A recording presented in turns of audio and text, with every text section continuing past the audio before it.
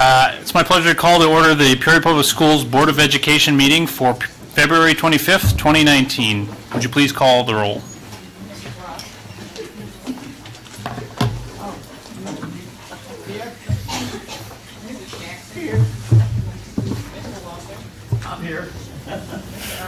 Here. Here. Here. Here. Here. Thank you. Would you please stand and join me in the saying of the Pledge of Allegiance? I pledge allegiance to the flag of the United States of America and to the republic for which it stands, one nation, under God, indivisible, with liberty and justice for all.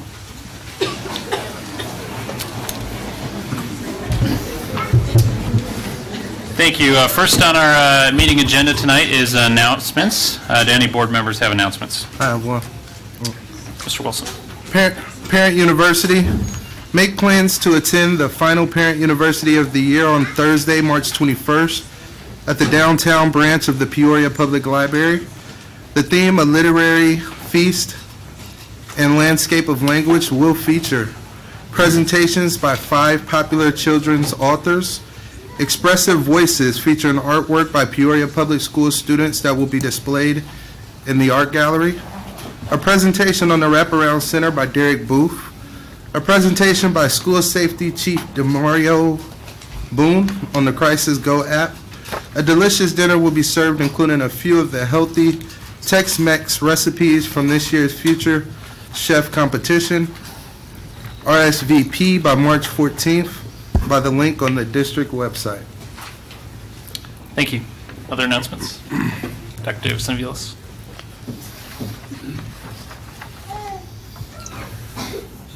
Buenas tardes, buenas noches, bienvenidos a todos. Good evening, good afternoon, welcome to everyone. La Semana de Trabajadores Social, School Social Work Week. Favor, tómese el tiempo de la semana del 4 hasta el 8 de marzo para dar las gracias a los trabajadores sociales de su escuela. Las escuelas públicas de Peoria se enfocan en la salud socioemocional de los estudiantes y sus familias, y los 17 trabajadores sociales del distrito y 2 pasantes de trabajo social son importantes para conectar a las familias con agencias comunitarias y proporcionar servicios directos a los estudiantes. Take time the week of March 4th through 8th to thank your school social worker during National School Social Work Week. As Peoria Public Schools focus on the social and emotional health of students and their families, the district's 17 social workers and 2 social work interns play a key role, connecting families with community agencies and providing direct services to students. Thank you. Other announcements? Mrs. Jackson. Oh, I'll get you next. Wraparound Center Open House. The public is invited to an open house at the Wraparound Center at Treewind School on Thursday, March 7th from 4 to 7 p.m. The Peoria Public Schools Wraparound Center is a community partnership designed to provide a variety of health and wellness services to Peoria families, particularly those residing in the 61605 zip code. Please visit on March 7th and learn about the vital work being accomplished at the Wraparound Center. Thank you. Mr. Irving. Future Chefs Competition. The 2019 Sodexo Future Chef Competition will take place at Lincoln K-8 School on Saturday, March 9th, beginning at 8:30 a.m. The 5th grade Future Chef competitors will prepare their original health Tex-Mex recipes with mentorship from Woodruff Career and Technical Center culinary arts students. Future Chef competitors also get to take home fabulous culinary gift baskets. Thank you. Mr. Walter. Congratulations to Tyra Johnson of Manual Academy and Lily Murrah of Richwoods High School for competing in the IHSA State Speech Tournament. Johnson competed in prose reading and poetry reading events, placing 5th in prose reading. Murrah competed in the impromptu speaking event. Congratulations also to Richwood Swim and Dive Team and Coach Thompson on their 2019 IHSA Sectional Championship. 6 Richwood Swim and Dive Team members advanced to the IHSA State Finals. Blake Torrey, Jared Avilas, Jacob Greenan, Zach Dolman, Johan Babariki, and Daniel Matlock. Yay. Also, to add on to that, Cody Baker placed 5th at state for manual and wrestling. He was the first person ever to place at state in manual history in wrestling, so just had to add that in there. Good thing to add in there. Amen. Thank you.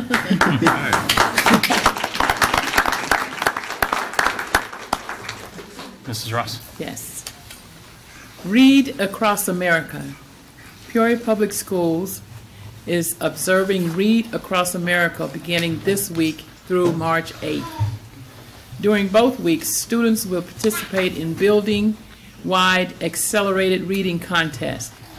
Schools with the highest number of students scoring 85% or higher on their AR test will be recognized. The top 3-point earners in each building will also be recognized. Mr. Shaw. The American Federation of Teachers is coordinating a trip to Peoria with key delegates from Puerto Rico, including mayors, Association of Teachers, leaders, and Puerto Rican industry partners on Thursday, February 28th for a full-day visit. The day will explore how the Peoria Federation of Teachers, with support from the AFT Innovation Fund, worked with the Greater Peoria Economic Development Council, Peoria Public Schools, and regional industry partners to expand career and technical education by building a pipeline for student internships. The day will be programmed with fact-finding meetings with key partners and visits to industry partners to learn more about students' internships and the role that employers play in this work. Itinerary includes a stop at the Peoria Federation of Teachers office and the Woodruff Career and Technical Center. Thank you. Thank you. The School Start Times Committee will hold 3 public forums in the coming weeks to present information and solicit feedback on proposals to alter school start times throughout the district. Peoria Public Schools families, staff, and students are encouraged to attend. There's also a survey that went out today. These public forums will be held regionally at the 3 high schools. 6 p.m. Wednesday, this Wednesday, February 27th, at the Peoria High School Library. 6 p.m. on Tuesday, March 5th, in the Manual Academy Library. And 6 p.m. Thursday, March 7th, in the Richwoods High School Auditorium. Dr. Koret. Thank you, President Adler. Peoria Public Schools would like to honor the memory of Randy Simmons, who passed away last week. A large number of us here at Peoria Public Schools, and also many here in the audience and our listening audience, have nothing but positive and humorous experiences with him throughout. Mr. Simmons attended Calvin Coolidge Middle School and Manual High School before launching a decades-long career with Peoria Public Schools. He taught at Kingman Grade School and then his alma mater at Manual High School, where he also coached football, baseball, and softball. He then served as the assistant principal at Sterling before becoming principal at Calvin Coolidge and later principal at Peoria High, and also finally principal at Von Steuben. The entire Peoria Public School family extends our condolences to Randy's wife Patty, his 3 children, and to many people he influenced as an educator for more than 30 years in Peoria.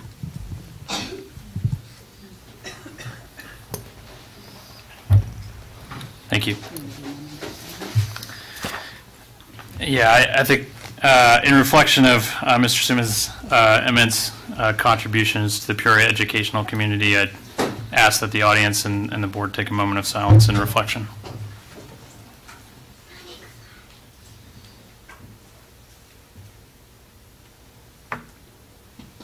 Thank you.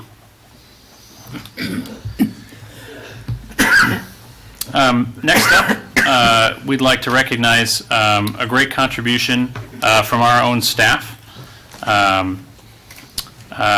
Ms. Z, I understand, is here to recognize our award winner tonight for the Remarkable Spirit Award. I'll have her come up now.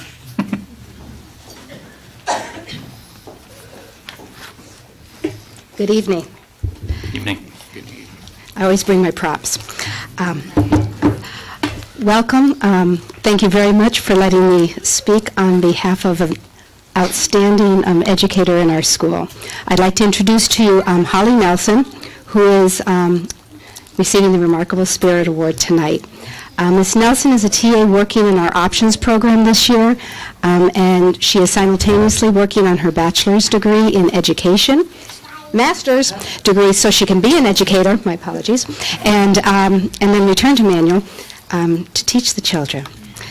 In November, as one of the things, she took our students through the options program down to the courthouse so that they could register to vote, and that got some recognition from the city and from the staff. But one of the things that happened in the meantime, she's actually very much a driving force at Manual.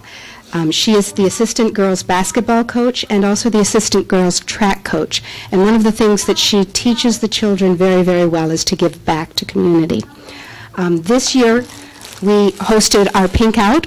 It was the 5th year, and it started when Ms. Nelson had an opportunity or felt the need to educate the girls and women on breast cancer. She had lost an aunt and a cousin, and 2 cousins then have actually been in remission from cancer. So she felt the need to kind of give back and to teach the children, the girls. And as it turned out, then she developed this into a fundraiser. So this year we'll be donating to the Susan B. Coleman Foundation $1,750, $1,000 of which came from Manual. And that's through the sales of shirts, which we still have, and goodies. If you would like to purchase one, you just holly.nelson at psd150.org. And now her next project, which we just talked about as the girls track coach, is to work with and promote our Special Olympics. I'm going to let her talk about that. And with that, I'd like to give you the Remarkable Spirit Award. Thank you. No.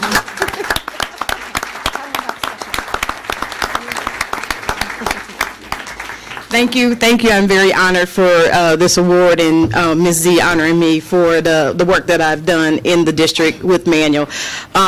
Like she said, the breast cancer awareness is very near and dear to me. I lost an aunt early when she was 40, and I lost a cousin at 29, and we have, and 2 cousins have had a bout with it and survived.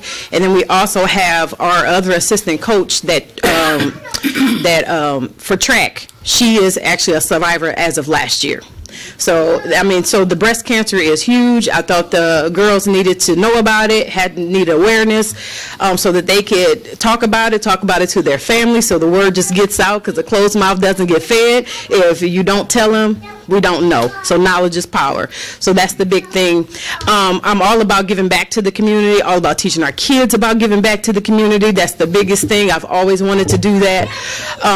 So I want them to see that in me. That way they'll go out and do it. They'll follow the example. The kids love me. They respect me. I love them. I love giving back to them. So they often follow. One of the big initiatives that we are going to continue to do is during the track season, we are going to work with the Special Olympics.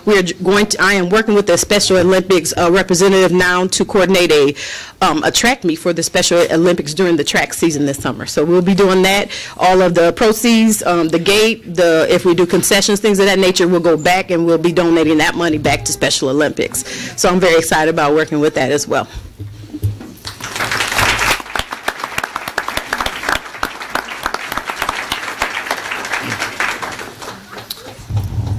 Thank you very much. Tonight we'll also recognize some remarkable readers that participated in the Winter Reading Contest. If I'll have Lisa Gifford come up to the microphone and start us off. Thank you.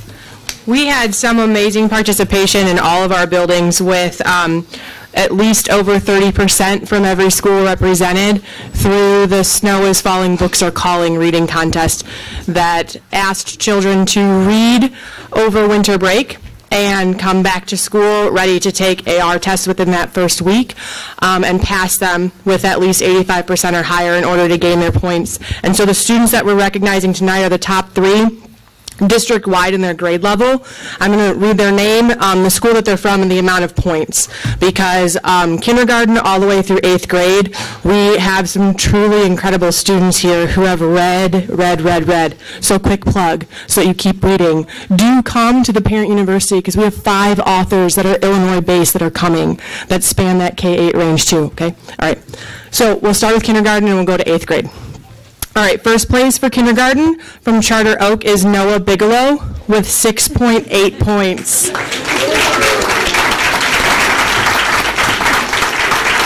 That's phenomenal. That's phenomenal. Good job, Noah.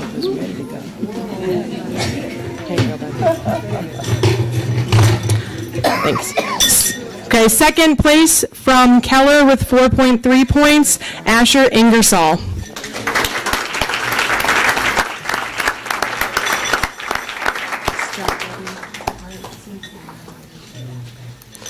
Third place from Keller, 3.8 points, Kobina Techi.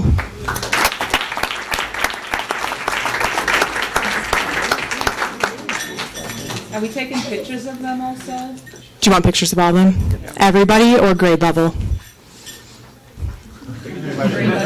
Grade level? Hey, kindergarten friends, can you come back? Well, can you assist with the... Yeah, their teachers can come if they're here. Sure, join us. All right.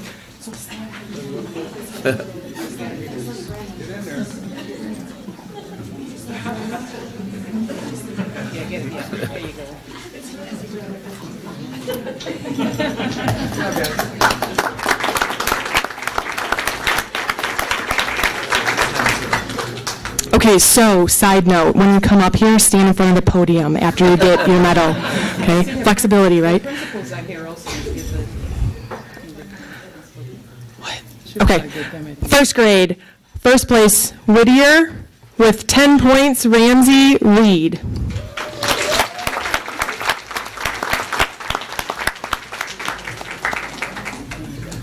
Okay, second place, Charter Oak, Caitlin Wender, 9.8 points.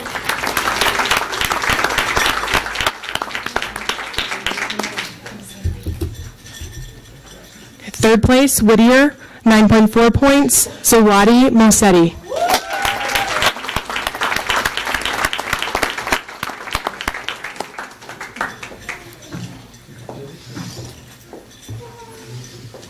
Go ahead, you guys stand. I'll just be here.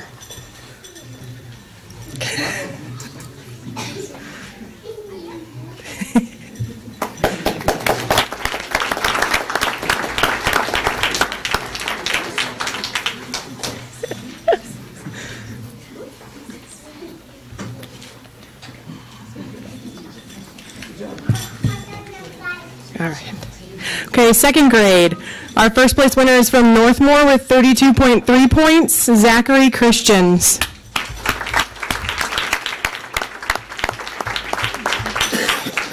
Second place from Harrison, Madeline Simon with 13.4 points. And the third place winner also from Harrison, Alexander Martinez with 11.9 points.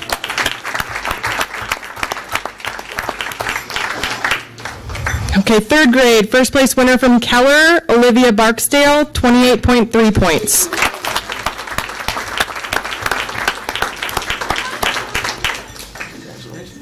Second place winner, Molly Swain, Keller, 19.9 points.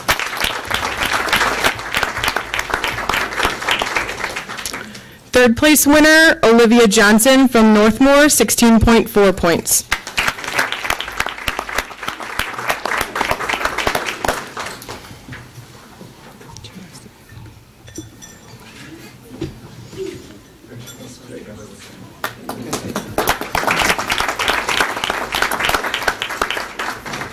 Okay, fourth grade. First place winner, Alejandro Buena from Charter Oak with 61.1 points.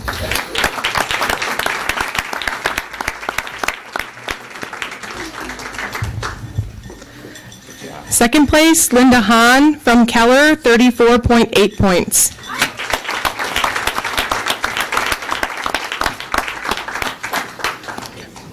Third place, Prashan Rajesh from Northmore, 28.2 points.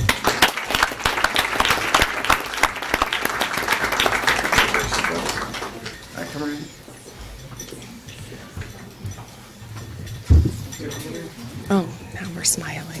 I'm in this, I don't want to. I want the record to reflect that Mr. Turner actively avoided getting in a picture.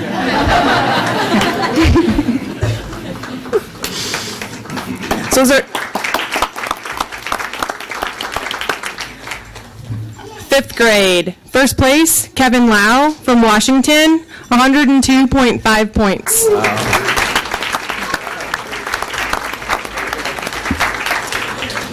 Second place, Delaney Dunnan from Washington, 73.1 points.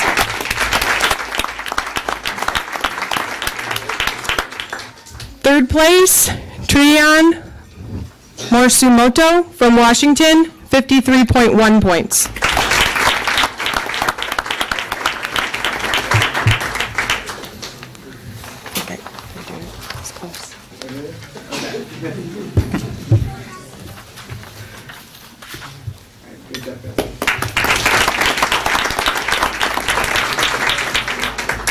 Okay, sixth grade, first place, Ileana Jacoby from Washington, 139.2 points.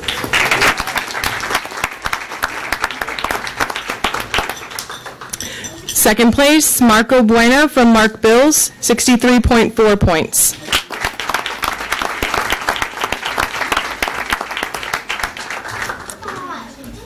Third place, Sayana Garcia from Washington, 66.5 points.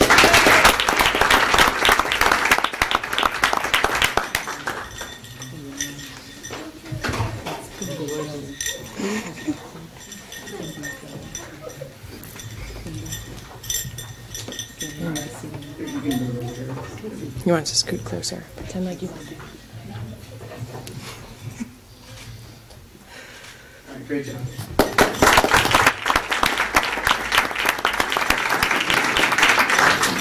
Okay, seventh grade, first place, Kirsten Polk, Washington, 62.7 points.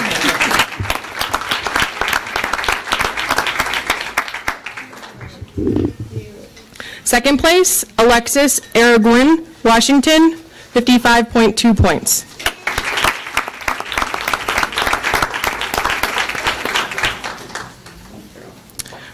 Third place, Adelaide Euler, Washington, 55 points.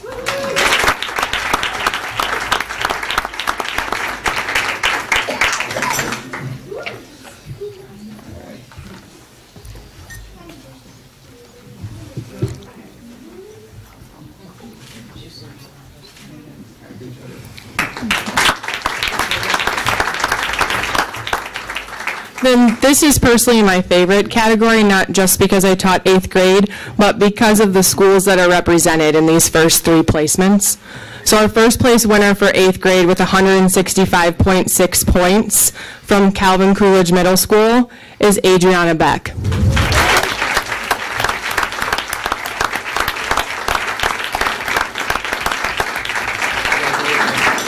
And currently she holds the most points in the district as well.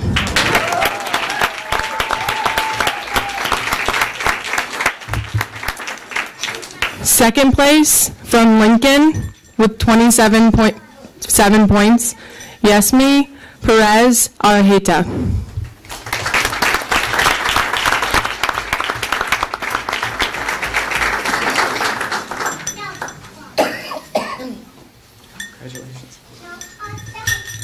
And our third place winner from Sterling Middle School with 19 points, Marcus Neely.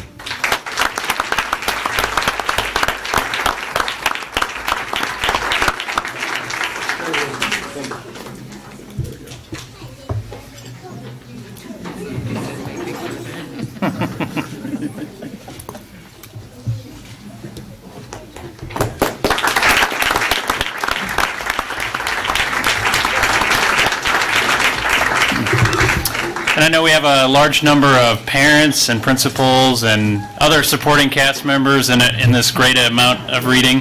I'd like you all to please stand and take a round of applause.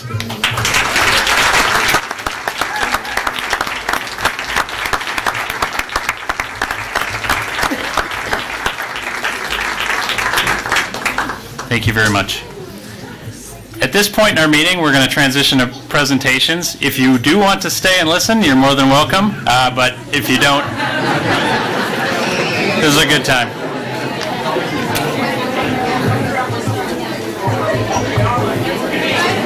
This is Sean, way ahead. Didn't get anything. Ready for it. No, I think we should not give the hanging things till after this part is done, so we have to earn them.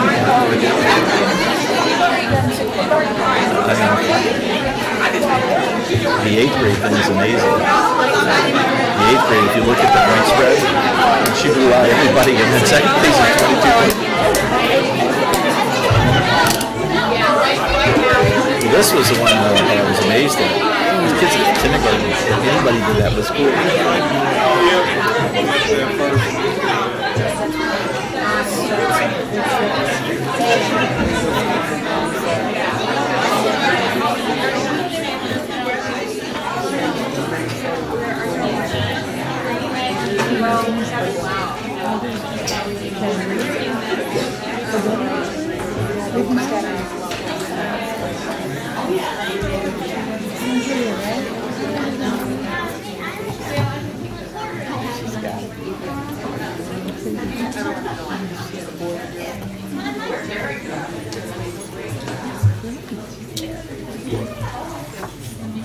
All right. Mr. Booth, would you like to come forward?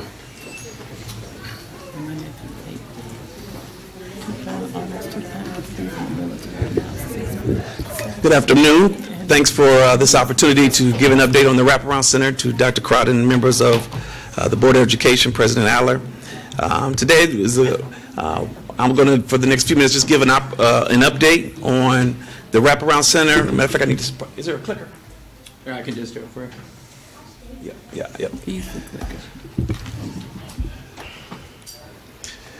On the Wraparound Center, and this is since our ribbon cutting, which took place in October of 2018. And just a reminder that the purpose and the primary goal of the Wraparound Center is to connect students and families to support services and resources beyond what can be provided in their home school. And the reason why I emphasize that quite a bit is because a lot of our schools are equipped with a lot of support staff and a lot of resources in their home schools already. We got some very good reports last week, or our last board meeting, from agencies such as Family Corps, agencies such as Elite, and also agencies such as Children's Home. There's 3 different primary ways that individuals could utilize services within the Wraparound Center.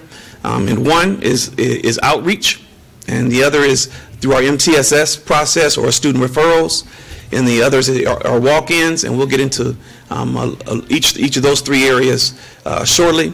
If you can back up just a little bit, one of the things that takes place when a referral comes into the Wraparound Center, we connect them with a case manager that will do an intake with them, and the purpose of that intake is to assess their needs, identify some of their basic needs that they need, and then connect them with those supports and services that they need, and that could be of a multitude or variety of different supports that they need. Thank you, Tom.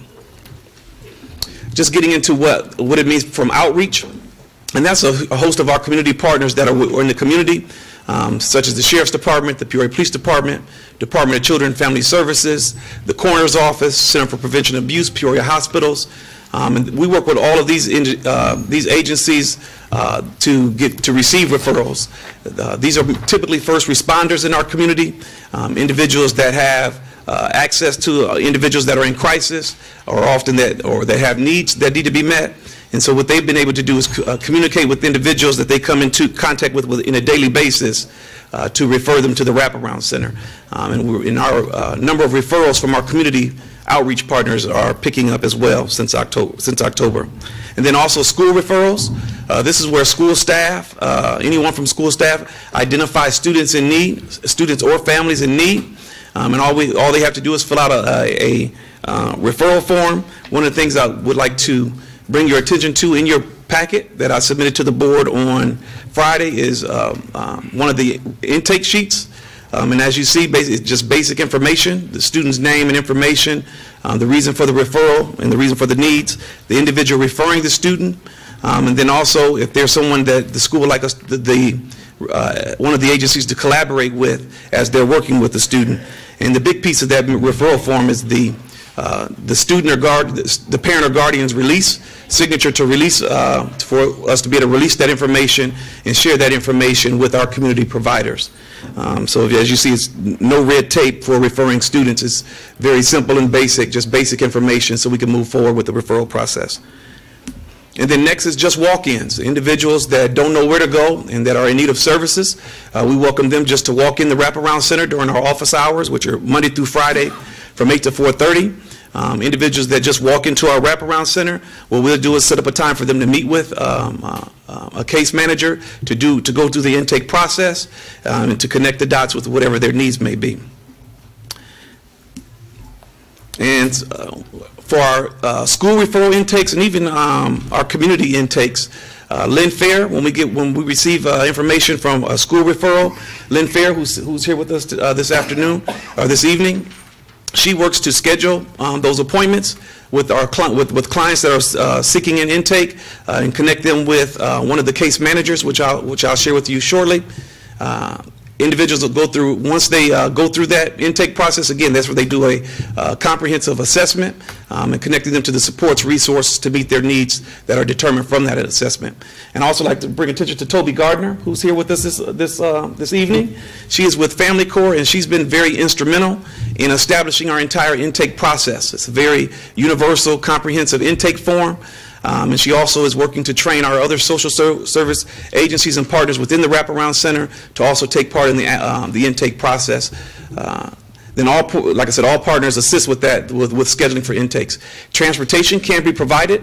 One of the things we want to do at the wraparound center is reduce any and all barriers for individuals in the community.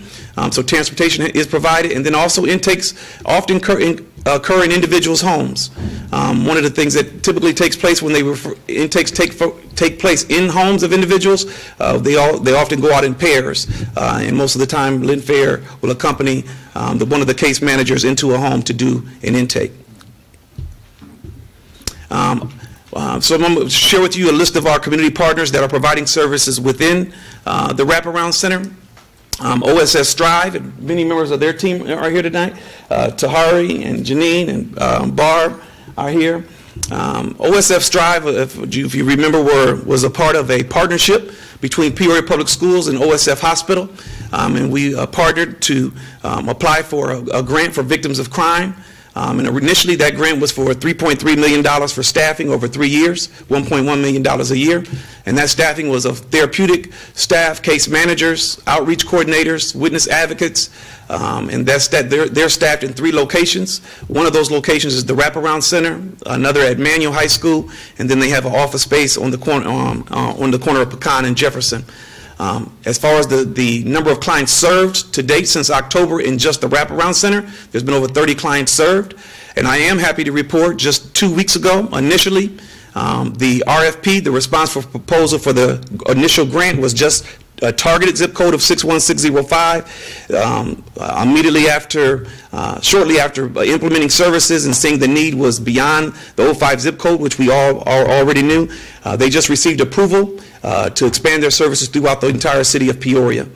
So their services are not just isolated to one zip code, but also throughout the entire city. Family Corps, and again, Toby Gardner is here representing Family Corps. You also heard last week from Ron Tyler and Sam Duran last week. Located at Tree Wind, they have our respite program, who has served 87 students this year. And the respite program is for individuals that may be suspended from school, but instead of serving their suspension outside of the school setting, they're able to get not only educational services, but therapeutic services during the school day and get credit for being in school that day. Ron Tyler and Sam Duran also hold anger management groups weekly within the Wraparound Center. Currently, they have 14 students that they serve weekly during the at the Wraparound Center. but they do have an additional 60 students that are scheduled to begin their next round of anger management groups when they start their next 9-week sessions in a couple of weeks. And again, Toby Gardner with Family Corps, she has been the primary lead for our intakes and our case management, please. And there's been over 40 clients that have gone through the intake process. They also provide services for single guardians, and they also provide a host of therapeutic services. The Center for Youth and Family Solutions, and Betty Porter is here with CYFS, and I'll be happy to say CYFS was the first social service agency to move in to the Wraparound Center. The day that we opened the doors, they were there with trucks moving in, and they literally started providing services. If not that day, it was the next day. And so I really appreciated that. One of the things that I realized when other agencies seen that they were moving in, it kind of got the ball rolling for others as well. But they provide extended family support services. Their overall mission is to keep families intact. Family counseling, individual counseling, youth counseling, adult counseling. To date, since October, they've served over 17 different families with therapeutic services at the Wraparound, and that includes over 65 therapeutic sessions since October that they've already completed at the Wraparound with individuals. And I know I see someone from probation, Sharon. Okay, there she is. Hey, Sharon. Sharon Kramer is here representing Juvenile Probation. And Juvenile Probation is providing supports and connecting our most at-risk youth in our communities to services. And I'm sure Chestnut, when you hear from them lately, they'll talk about one of the partnerships that they have is with Juvenile Probation. But I'm really excited about the work that our Juvenile Probation office here in Peoria is doing. It is not the traditional policing of individuals, whether you check in and check out with your officer and do drops and it's punitive. They have their staff at Juvenile Probation really have a heart to connect, like I said, our most at-risk youth in society with supports and services that they need. And through that, one of the collaborations that has evolved is their memorandum of understanding that they have communicated and signed and came into agreement with Chestnut and other agencies within the Wraparound Service, the Wraparound Center. And then Hand Up Peoria. Hand Up Peoria has our food pantry. I don't know if Pam or Nicole are here this evening. But Pam Wiley and Nicole Morrow, they run our Hand Up Peoria, which is our food pantry. This gets the most action in the Wraparound Center. They also give clothing supports.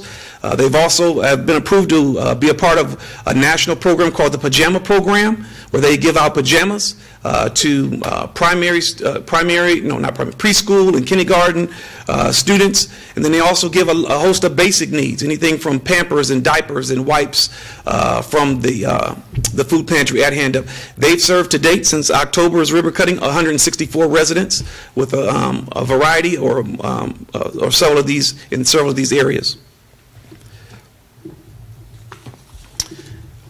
Unity Point Methodist and Hult have office space, and we're happy to have with us Andrea Parker and Becca Mathis with us today. And they've provided a host of services, from behavioral health services, in-school health clinics that they provide in several of our school buildings, teacher education, and I'll go a little deeper in that shortly, suicide prevention, therapeutic services, including animal therapy. I'm happy to report that one of the dogs that they went through a training and certification process, I think on last week, just got certified to become to be used for animal therapy. And then also, one of the things that's in the works, Methodist medical students, the Methodist College of Medicine, those students have to provide so many hours of community service and hours within the community. And so they'll be establishing a partnership with the Wraparound Center to do a lot of those community service hours and interns right there within the Wraparound Center. They've also trained 27 different teachers on topics such as self-care, stress management, hosted 2 therapeutic sessions for students. Upcoming teacher trainings that they have scheduled are at Von Steuben and also Lincoln. They've started a diabetes prevention program for teachers, and that will be led by Holly Bill. And they're starting 2 girls groups at the primary building. 2 grief groups at two of our primary buildings also. So thank you to Unity Point Methodist and Hult. And then Positive Health Solutions. You will notice on your agenda today, Positive Health Solutions is one of the agencies that is submitted an MOU for today. Today we have Pam Briggs here with PHS and the University of Illinois College of Medicine.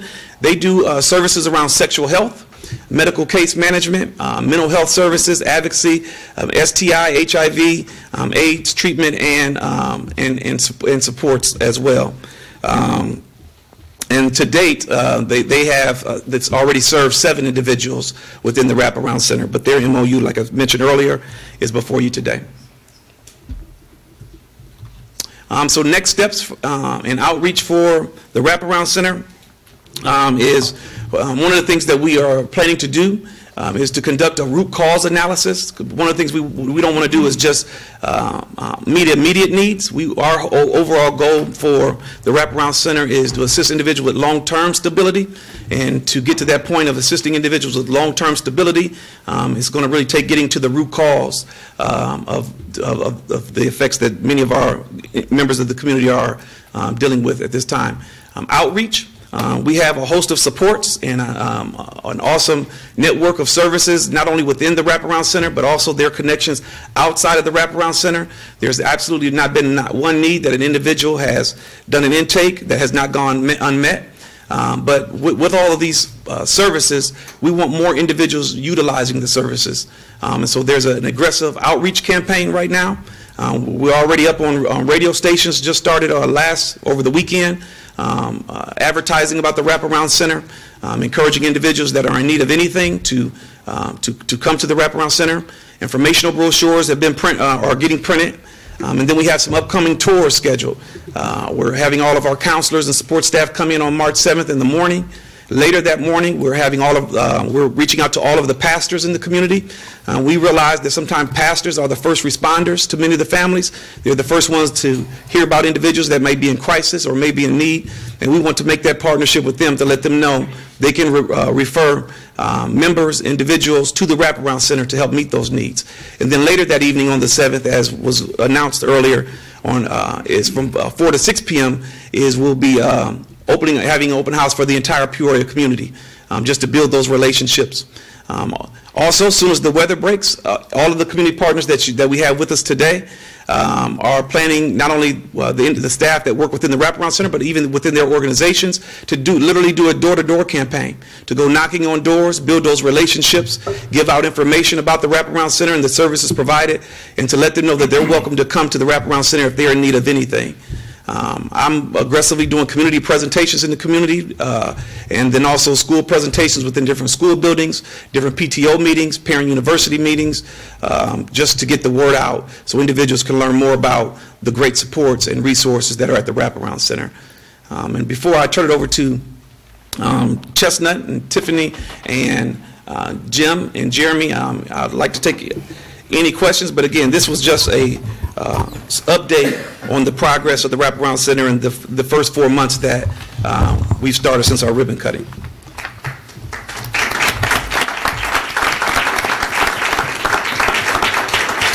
Thank you, Mr. Booth. Any questions for? Mr. Booth, where is the Wraparound Center located? It's on the Latrobe side of Tree Wind. So it's connected to Tree Wind. It's right on the Latrobe side of Tree Wind. Oh, okay. Yeah, absolutely. Thank you.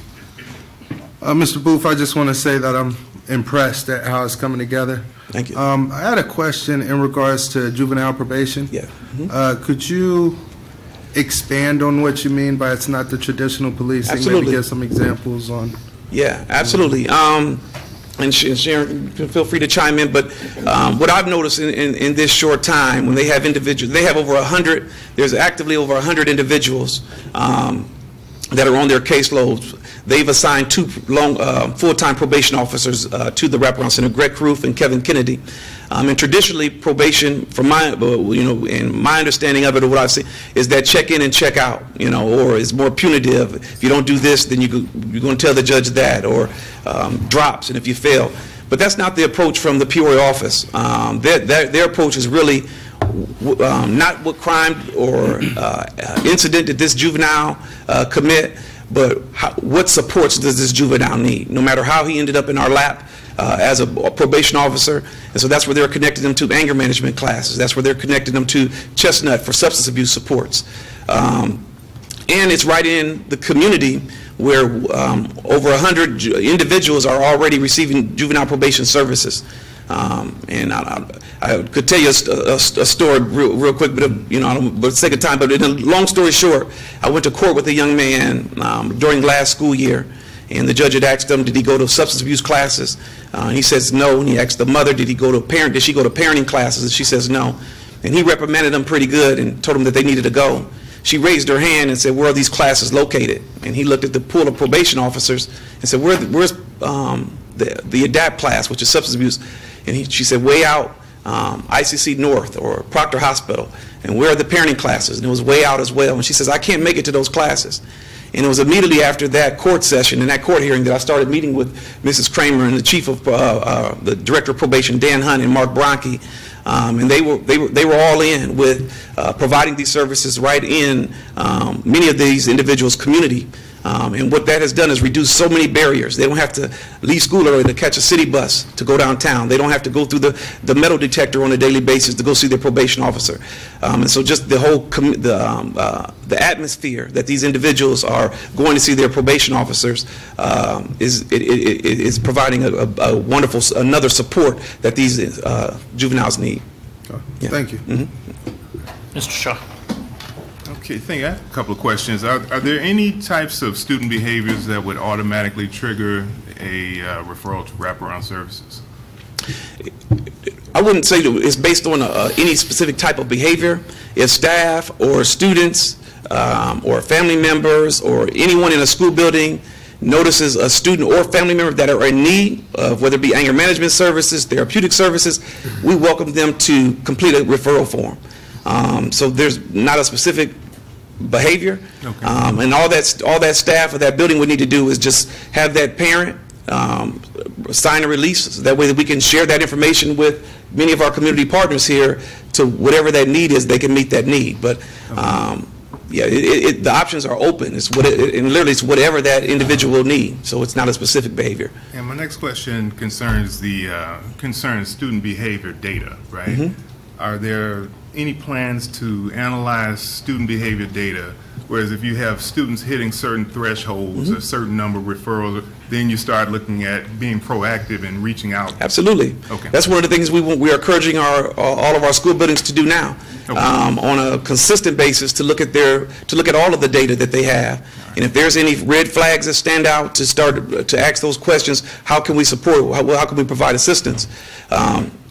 And I think a big piece starts with having that conversation not only with the student but the parents, and where there's an opportunity to get those supports from the wraparound, and when those, and that parent is on board to allow that student to get services, we're encouraging schools to do that. One of the things that was in your packet is the number of referrals we've received to date by school, okay. as well. But to be honest, I would love to see more individuals having those conversations with the students and the parents and letting them know that the supports are available. Many of our schools, as we've seen at our last board meeting, are utilizing the children's home and the family core that are in the elite that are in their building, okay. But not all of our schools have those additional resources. Thank you. Mm-hmm. Other questions? Mr. Walter. Yeah, I think you'd said earlier, I just wanted to clarify, this does go beyond 05, right? It does? Absolutely. Okay. Yep. This is open to anyone in Peoria that needs anything. Absolutely. All of our agencies. Okay, thank you. Mm-hmm.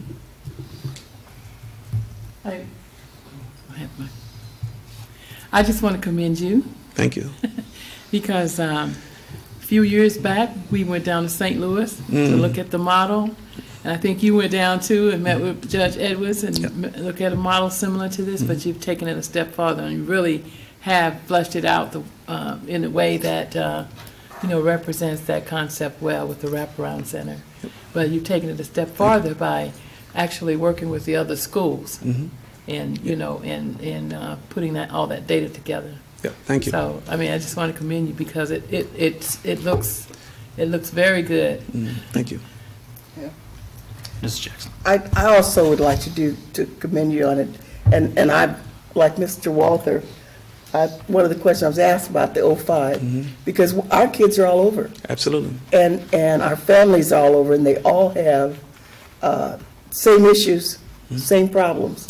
So I'm really glad that we have extended this so that all of our kids are able to, and all our families are able to be part of it. And the number of things that you've got covered is just amazing.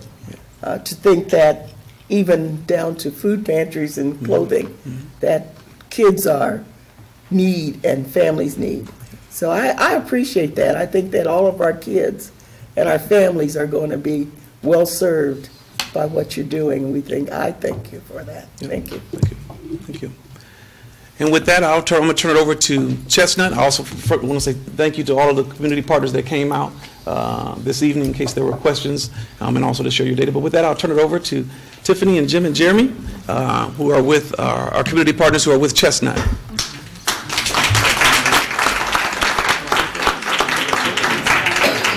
Either way. I'll stand for me. Thank you. All right, good evening. Good evening. So my name is Tiffany Jordan, and I'm here to talk to you a little bit about Chestnut Health Systems and the Peoria Public Schools partnership. I'll try and keep it brief. So here are my objectives. I'm going to give you a Chestnut overview. I'm going to have Jim come up and give that to you. I'm going to introduce you a little bit to myself so you know who you're working with. I'm going to talk to you about our available services, who's being served currently, our treatment approach. We have some needs and requests, and then I'll open it up for questions. Okay, so now I'm going to invite Jim up to give an overview about Chestnut Health Systems. I get one slide. And I'm honored to be able to come up. It was a no-brainer when Derek, Mr. Booth, asked us to come and present. I'll tell you, I'm an outsider, and I'm an outsider looking in. My office is in the St. Louis area, but I've been in the business 30 years. This is my 30th year in the business of working with at-risk kids and families, and this model you have and this community you have is something special. So I didn't hesitate to come up and give my one slide and turn it back over to Tiffany. So just Chestnut Health Systems as a whole, if you are or are not familiar, we've been around since 1973, so what is that, 46, pushing 46 years in the business. Our corporate office is in Bloomington. We have about 700 staff, about a mix in central Illinois, and then about 350 in the St. Louis area, 20 locations. It probably needs to be adjusted to 21. I don't know that it's been updated since our office came into the Peoria Wraparound Center. We do substance use disorder treatment, both for adolescents and adults. In Bloomington, we have our detox center and crisis stabilization center, which serves this area as well. Mental health treatment. Housing support, which is critical, working with at-risk families, especially those suffering from addictions and mental health diagnosis, having that stable housing to fall back upon. We have a health center in McLean County, do a lot of school-based prevention services in the St. Louis area and then around central Illinois, including working with the Peoria School District. Credit counseling services, and we have a research institute, and the reason I mention that, it's located in Chicago and really is a generator of our best practices and evidence-based treatment to fidelity, and I think Tiffany's got a slide on that. Since 1975, we've been Joint Commission accredited, and that kind of gives you a big picture of Chestnut. Tiffany's going to talk about all things Peoria, which I think that's what's important to you, but I just want to give my comment in terms of being the outsider looking in. I think I met Derek late 17, winter of 17, and started coming to meetings, planning meetings about the Wraparound Center in early spring of 2018, summer of 2018. And the first meetings I walked into, Dr. Crott actually found me out in the hallways, lost in the maze, and walked me down to the room, and I think it was after school was out, so it was summer, and full house, and full house of school, full house of community partners, full house of law enforcement. I think both the chief of police and sheriff was there, and it just, in my 30 years of being in behavioral health, sometimes the choir shows up, and this was a full house of everybody engaged and passionate and collaborative. And so I say all that, and 4 months into it, I think that this is a model that could be duplicated at a national level. I just give great kudos to everybody involved with this project. We found Tiffany. I was kind of worried when we said, "Hey, we're gonna do this project." Met with Tiffany in the summer of 2018. A licensed clinician, has experience in substance use and working with adolescents. And the fact that she did her internship at Chestnut, going through school, and the fact that she has taught in the Peoria School District just made it. It just was meant to be.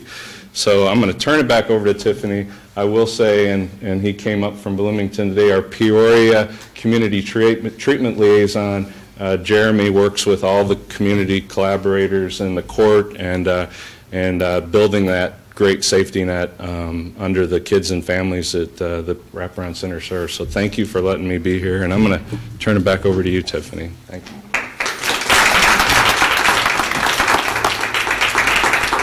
So I thought I'd give you just a little introduction so you know kind of the road that I've traveled and what brought me back here.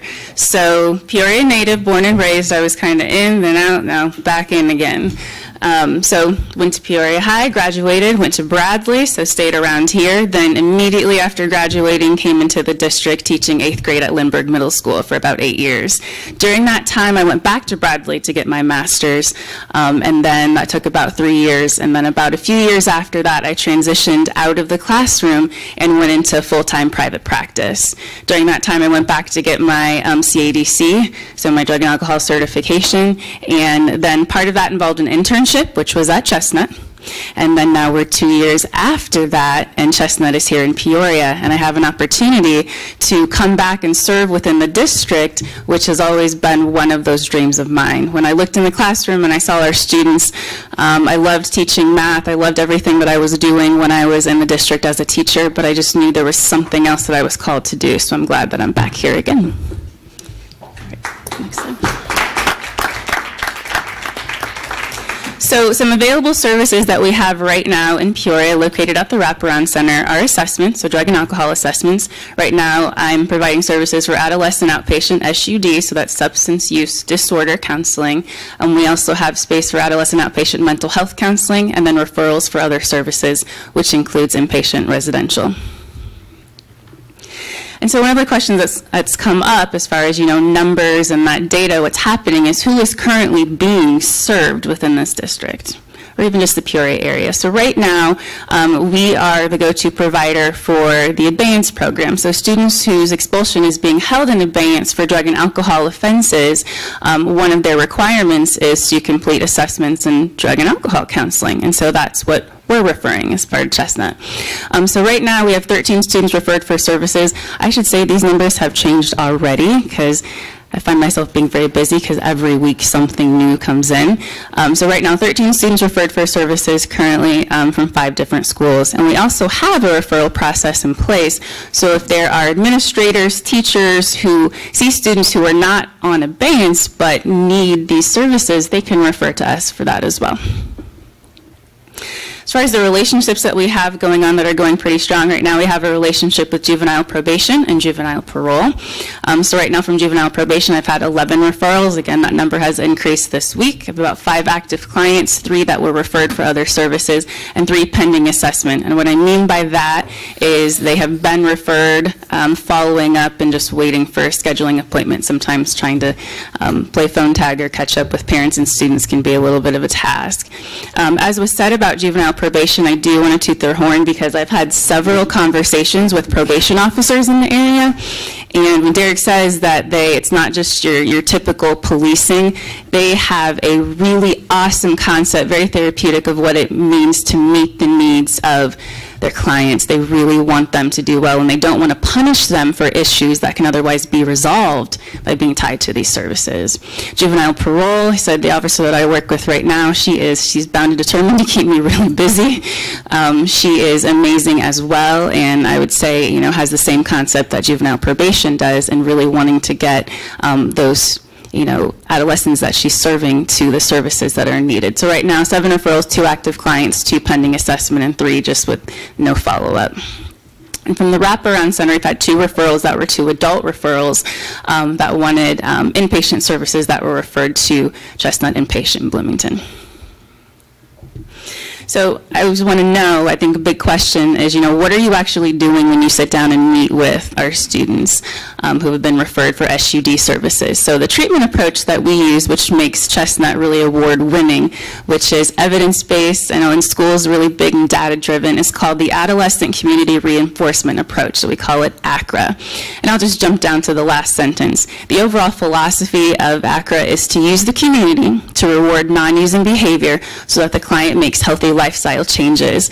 In essence, you know, if drugs or any other substance like alcohol were used to, you know, mask something else that's going on, or basically it's kind of used to increase their level of happiness, then we have to find something that is more rewarding or equally as rewarding to take that place. And so that's one of the major goals. I gave you an example in the next slide of some of the goals of just ACRA sessions. These are not the interventions, or several interventions. I'll show you one, but these are the basic goals. So we want a good working relationship between the adolescent and therapist, because everything hinges on that relationship. We want to promote positive social activity, positive peer relationships. These are all things that you see probably go in with your SEL goals. Improve relationships with family, that's the foundation. And of course, we want abstinence from marijuana, alcohol, and other drugs. So one example of an intervention that students within this district, you know, and then in the community area will be going through with this ACRA approach is a functional analysis of substance use behavior. So this really looks at what are those triggers that are driving behavior, that using behavior specifically, so that we can work to make those necessary changes. So that's just an example.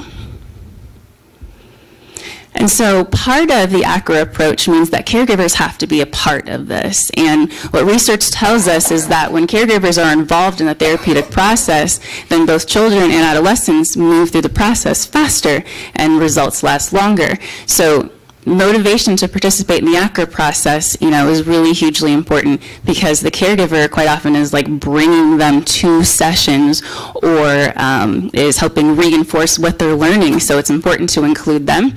As much as sometimes they may not want to be involved, it still is important to reach out. And also teaching them how to help the adolescent reduce or just eliminate alcohol and other drug use associated with that harm. And then just providing them with information on effective parenting practices. So really how to support their teen's sobriety is important. And so here's an example of some interventions that we might do with caregivers. You know, talk about proven ways to help your child stay sober, and one of it is just being involved, knowing where your child is, which is a great parenting practice. And then one big thing is communication, because believe it or not, sometimes it may be hard to talk to your teenager. So we want to help parents increase that communication, and there's a very again, kind of data-driven, evidence-based approach to that. That's actually really great.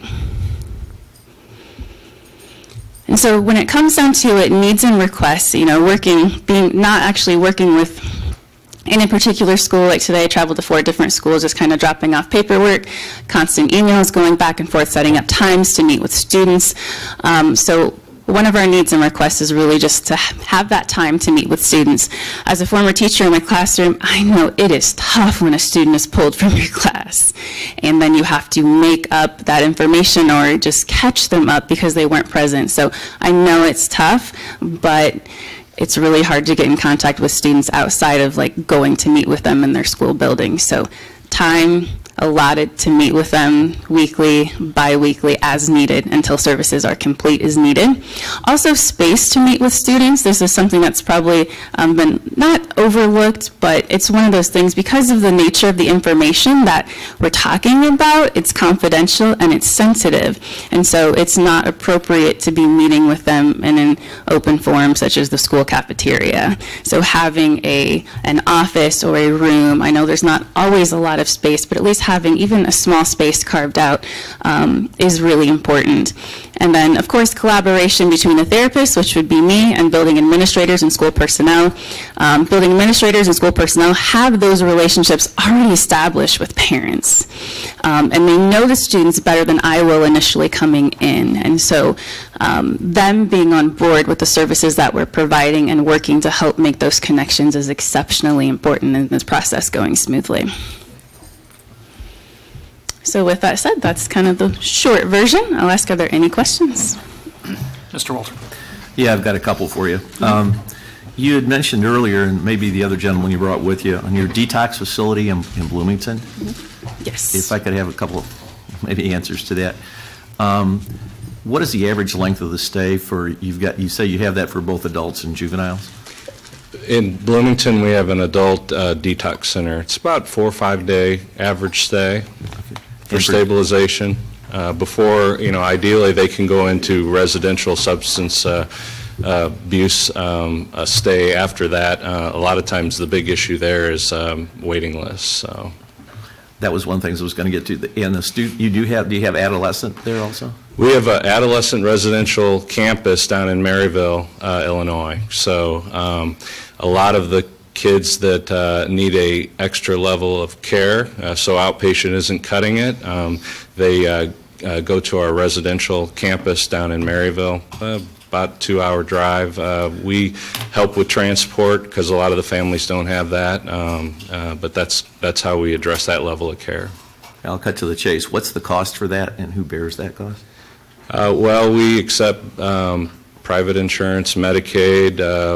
We have state funding, so that goes for outpatient as well. And really, unless there's like a copay, a lot of times the state funding will cover it to where there's no out-of-pocket costs for families, especially those that are under a certain salary or wage. Yeah, that was a concern I had because a number of the students that our clientele they're going to do with, they're not going to have the insurance coverage that's going to deal with this, and so I just wanted to know how that was met. Our campus in Maryville has been around for about 25 years. We kind of take pride, and that's where I come from. I started out as a juvenile detention probation officer and at-risk, underinsured, uninsured. I think that's what our niche is. That's what we're good at serving and engaging and figuring creative ways to engage those families that are going to be the real long-term experts and support. But the funding usually is no out of cost for that family. Yeah, I'm somewhat familiar with this, but what is your recidivism rate? It's difficult to tell. I know with HIPAA, I know it's difficult, so I don't mean to put you on the spot, but I mean, do you have any idea numbers-wise how that works? What I would say, and there's a couple different answers. I think you can look at addiction and substance use as a process, and so sometimes a kid, and especially kids and teenagers, what I'm used to, a lot of times they don't kind of look long-term, and they kind of see themselves as bulletproof and that something's not going to affect them. So sometimes they'll need a higher level of care, and then they'll step down an outpatient and be doing well, get with the wrong crowd, and step back up. I can tell you right now, because it's a focus that I work with Jeremy and our other community treatment liaisons on, is our goal is about 60 to 70% success. Right now at Maryville, we have 67% success rate with females, and it's about in low 50s with males. I'd like to get that up, and it varies from year to year. So I think that's above the national average, but I know it's a tricky question just because it's difficult on the follow-up. Again, 30 years, and it's a challenging group, especially at-risk teenagers and adolescents, but they're our future. So it's always figuring out who to have the best people working, and Tiffany, I think here in Peoria, serves this level of care well, and then us working seamlessly if they need a more intense service. Okay, thank you very much. Thanks. Thank you. Any other questions? Thank you. Thank you. Thank you.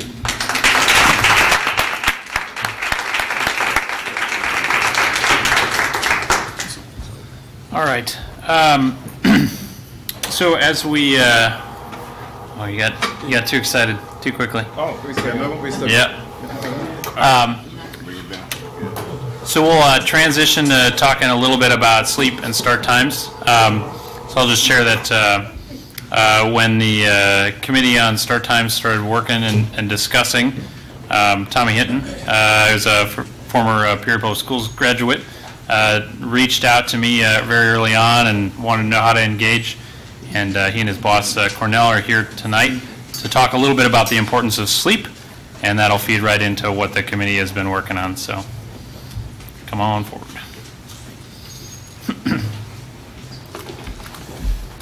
Hi, my name is Cornell Hunter, and I'm with Sleep Centric. I'm very happy to be here to talk about something we're very passionate about. That's the importance of a dynamic and rejuvenating sleep regimen. I'm here with Tommy Hinton today, and our goal tonight, as it is every day, is to raise the sleep regimen to its rightful place as the third pillar of health, safety, and wellness. So Tommy will get up, and he's one of our senior sleep ambassadors. You'll notice a term, sleep ambassador. Everybody that works for us in whatever capacity is a sleep ambassador. And he will get up and he'll talk about the numbers and how children are affected by sleep disorder, breathing, and other things like that. He'll talk about sleep deprivation symptoms, and he'll also talk about how we may help to power the Late Start Initiative. I'll come back and I'll talk a little bit about my journey, how I came to be involved in this, why I started the company. We'll talk about who's calling for sleep education in the classroom and why. We'll talk about what we call the other ABCs, and we'll talk about how we do this, which is through curriculum, tools, and of course reward. And if you don't think reward is important, all you have to do is remember the first part of this event, and you'll know how children respond and adults respond to reward. So that's a very significant part of the work we do. Tommy? I also want to thank you all for allowing me to be here for this meeting. Again, I'm Thomas Hinton, and I'm a sleep ambassador for Sleep Centric, and I'm also the senior relationship executive for Sleep Centric. And just a little bit about me and how I got started in sleep. I have 10 plus years experience in sleep medicine. I'm board certified and registered by the AASM, which is the American Academy of Sleep Medicine. And I started off at OSF at the I&I Illinois Neurological Institute, and left there to go work for a private group up in Bloomington. And now I work for a private physician in Morton, the Morton Sleep Clinic, and I run the sleep medicine part of his practice. And so for me, sleep is one of the most it's one of the most important functions of the body that we take the most for granted. And I think we can kind of all agree on that here. But what I really want to talk about is how it affects children. And I have a lot of experience in in pediatric sleep health in that capacity. And I want to thank Dan and Mr. Wilson for helping me coordinate this, because I saw in the news and in the paper that you were starting the conversation was being created or started about late start times for sleep health reasons. And it's really important to me because it's something that's affecting our children a lot. It's very prevalent, what's called sleep disordered breathing or sleep apnea. For those of you that don't know, sleep apnea is one of the leading causes of heart attack and stroke. All right, and it affects 2% of women and 4% of men. And then when you're talking about children, it affects 2 to 3% of children, and that's alarming. And I think it needs to be talked about, and I think the awareness needs to be raised for that. And so in pediatrics, how sleep disordered breathing, how it presents, it manifests in different ways than it does in adults. In adults, it makes us sleepy, and it makes us tired, and we have what's called excessive daytime sleepiness. Well, in children, it presents as hyperactivity. It affects as, or presents as, falling asleep when they're not supposed to, behavioral obstacles. So it causes all these different things, and educators don't know what it looks like. Even pediatricians don't know what it looks. They don't know what it looks like. So when these teachers reel the parents in and say, "Hey, your children's doing this and they're doing that and they're doing that, go get this checked out." Well, they go to the pediatrician and they tell them all these things, and the first thing they do is say, "Okay, cool, ADHD, let's go get medicated." And I don't think that's right. And there are a lot of children that are in the school systems right now that are on ADHD medications that don't need them. And I'm confident in saying that because I've actually seen how it works. I've encountered it, I've experienced it. And so I think we need to change that. Another one of the things that I wanted to talk about in terms of pediatrics, especially with ADHD, is that 25% of children who are diagnosed with ADHD present with symptoms of sleep-disordered breathing. All right, so they're not getting good quality sleep. Okay, they're having issues at home. They're having issues at school. And again, the educators and I'm not being critical here. They just don't know. They just don't know. And so I actually talked with Derek Booth down at the Wraparound Center, and I'm going to steal your term here, Derek. But what we're trying to do is we're trying to add that extra lens to look through. Okay, so teachers aren't just, okay, you have ADHD, go get it checked out. Talk to the parents. Say, hey, there's another alternative here. This might be this. And again, I've seen it work. It's amazing when parents actually are able to find that to find their child. I'll use that term. I can't tell you how many parents have come to me and they don't know what else to do. They don't know where else to go. That they've done all the behavioral training. They've done all the medications, and they just don't know what else to do. Hey, get this checked out. Get tested. And next thing you know, their kids are doing good academically. They're doing good in the classroom, even in athletics. Even affects athletics. And one of the points I wanted to touch on is when it comes to development, human growth hormone. All right, 75% of human growth hormone is released during stage 3 of sleep, and stage 3 of sleep is the stage that children spend the most time in. All right, and that allows them for brain development, for growth. And I think, again, I just think that's really, really important. And I want to turn this back over to Corey here. Thank you.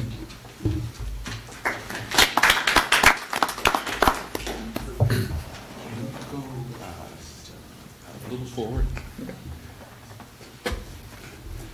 And one more. There we go.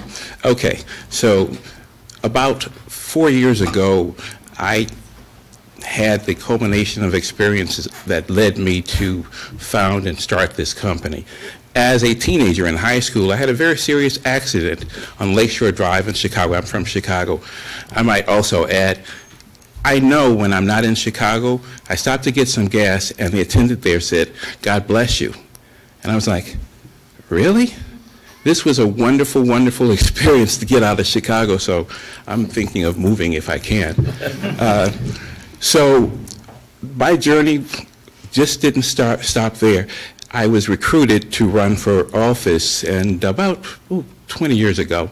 And one late night session, I was taking some of the campaign workers home, fell asleep behind the wheel, and except for them waking me up, would have caused a lot of havoc on the expressway. But those two events didn't inform me enough to take action. Although I did start with the CPAP, that was the turn for me. If you're familiar with the device or the CPAP, now you can look for the last 10 years. My device actually catalogs 5 different areas. I have not missed one day of the use of my CPAP, and I can tell you that my life has changed in that same period of time. And the problem is, CPAP is like a medication that's prescribed by a doctor. If you don't use it, which is kind of foolish not to take your medications, but sometimes people forget. If you don't use it, though, you'll have an effect that's negative in your life and the lives and the family lives of the people around you. And it could lead to more serious things. And so this is one of the things that we like to bring to the fore. The culminating event, though, that caused me to start this company is I had a very extensive tragedy that occurred in the family. My niece had left her newborn in the company of a trusted friend who had an undiagnosed sleep issue. She, for whatever reason, took the child out of the crib, out of the safety of the crib, put her on the mattress with her, fell asleep, and rolled over on the child and killed her. That was it for me. At that point in time, I knew that I had to do something in this area, and that's why I do what I do with sleep ambassadorship. So I wrote this book, and the publisher was about to release it, and I said, let's wait, let's use it within the practice first. They call me Dr. Mattress, the making of a sleep guru. There's a story behind that title, but I won't bore you with that. But it does talk about how we bring attention, education, and action to the importance of a dynamic and rejuvenating sleep regimen. So where's the call for sleep education and awareness coming from? Well, Dr. Phyllis Sees, a Northwestern University professor, director of sleep medicine at Lurie Children's Hospital in Chicago, she said that sleep health classes in schools are necessary, and a school sleep education program needs to be provided for parents. A Stanford study found children with difficulties in cognitive skills because they didn't get enough sleep experienced as much as 2 years off of their academic performance. A recent Harvard study found that students who failed to include a good night of sleep in their studies, preparing for big tests, maybe the ACT, the SAT, or whatever, when you didn't sleep after that preparation, you had great difficulty, marked difficulty performing on that test. And the Center for Disease Control links poor sleep results to everything from chronic illness, poor academic performance and achievement, traffic deaths, and accidents.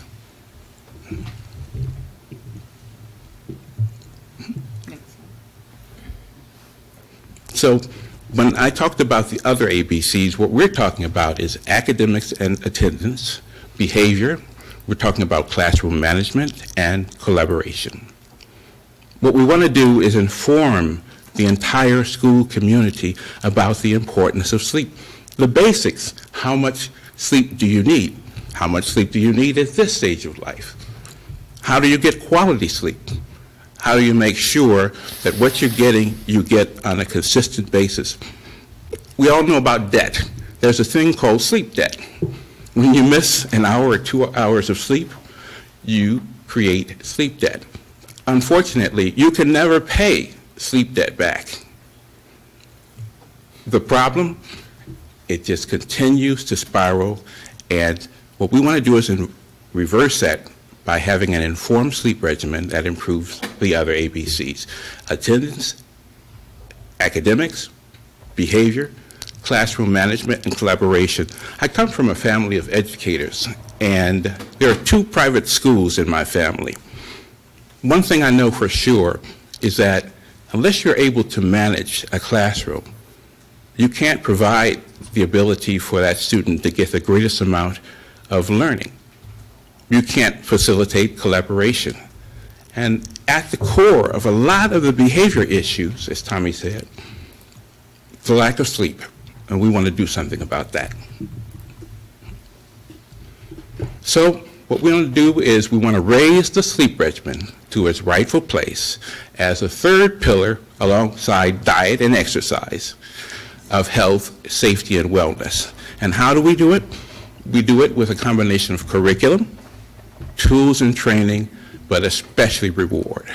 And we want to improve the performance in all of the ABCs and all of the families as much as we can with that.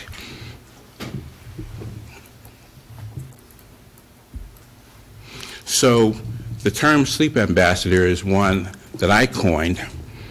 Sleep evangelist is a term that Arianna Huffington coined. She is a preeminent sleep author and leader.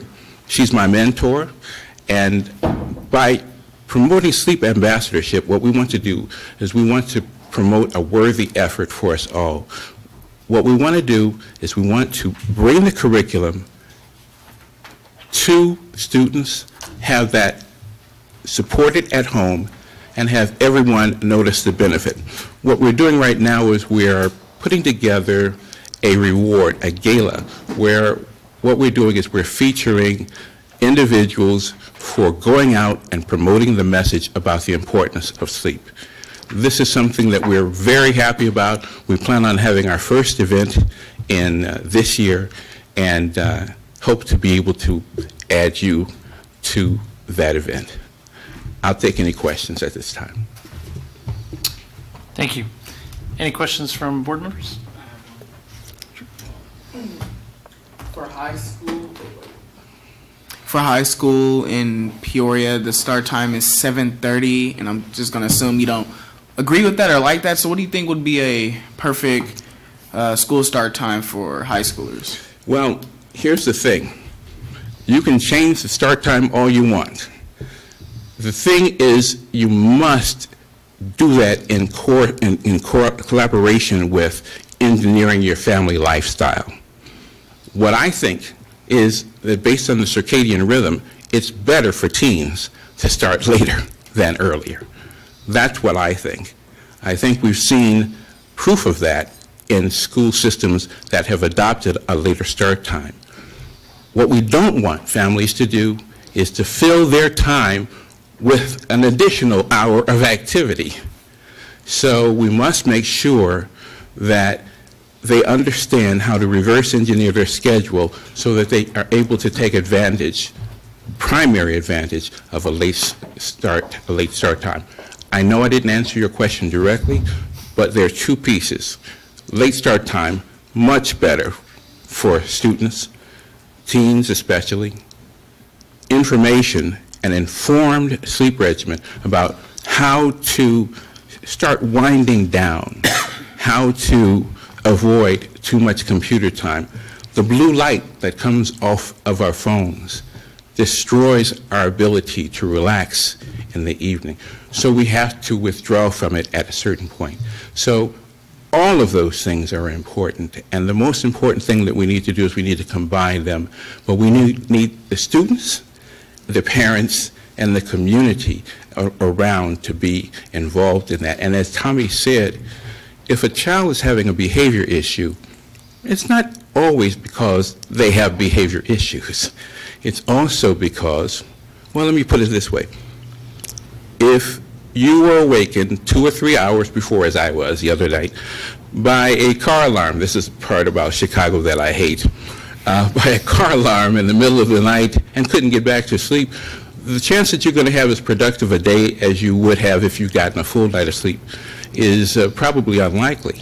And as a student, if you don't get the appropriate amount of sleep, then the chance that you will be able to collaborate in classrooms, the chance that you'll be able to listen, the chance that you'll be able to retain information is greatly diminished. And what do we do when we can't do what we feel we should do? When we can't perform when we feel that we should perform at a certain level. As adults, we're able to handle that better. As teens, the typical thing is just to act out. We want to bring the information about a dynamic and rejuvenating sleep regimen to you through curriculum, through training, through tools, through reward, and hope to help power your late start initiative. Okay, thank you. Any other questions? All right, thank you, Mr. Thank you. All right, I'm going to loan the gavel to Mr. Shaw here for a second and go down there.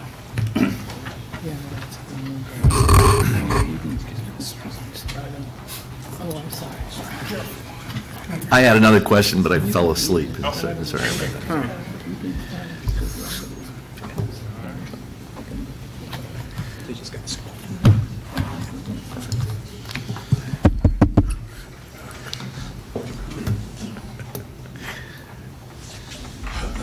All right, board.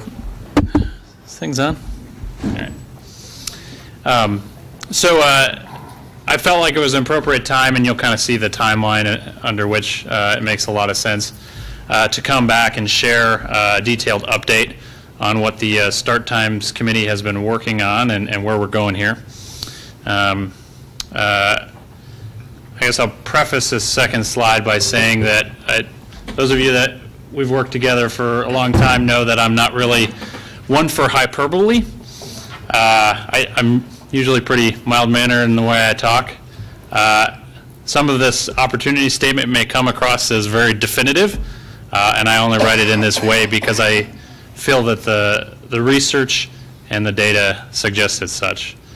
I think the reality is that with our current 7:30 start time, for middle, K-8, and high school students. We're really, our students are starving for the opportunity to get some of their necessary sleep. I know many people have witnessed it firsthand as they visit the schools, kids that can't keep their heads off the desk.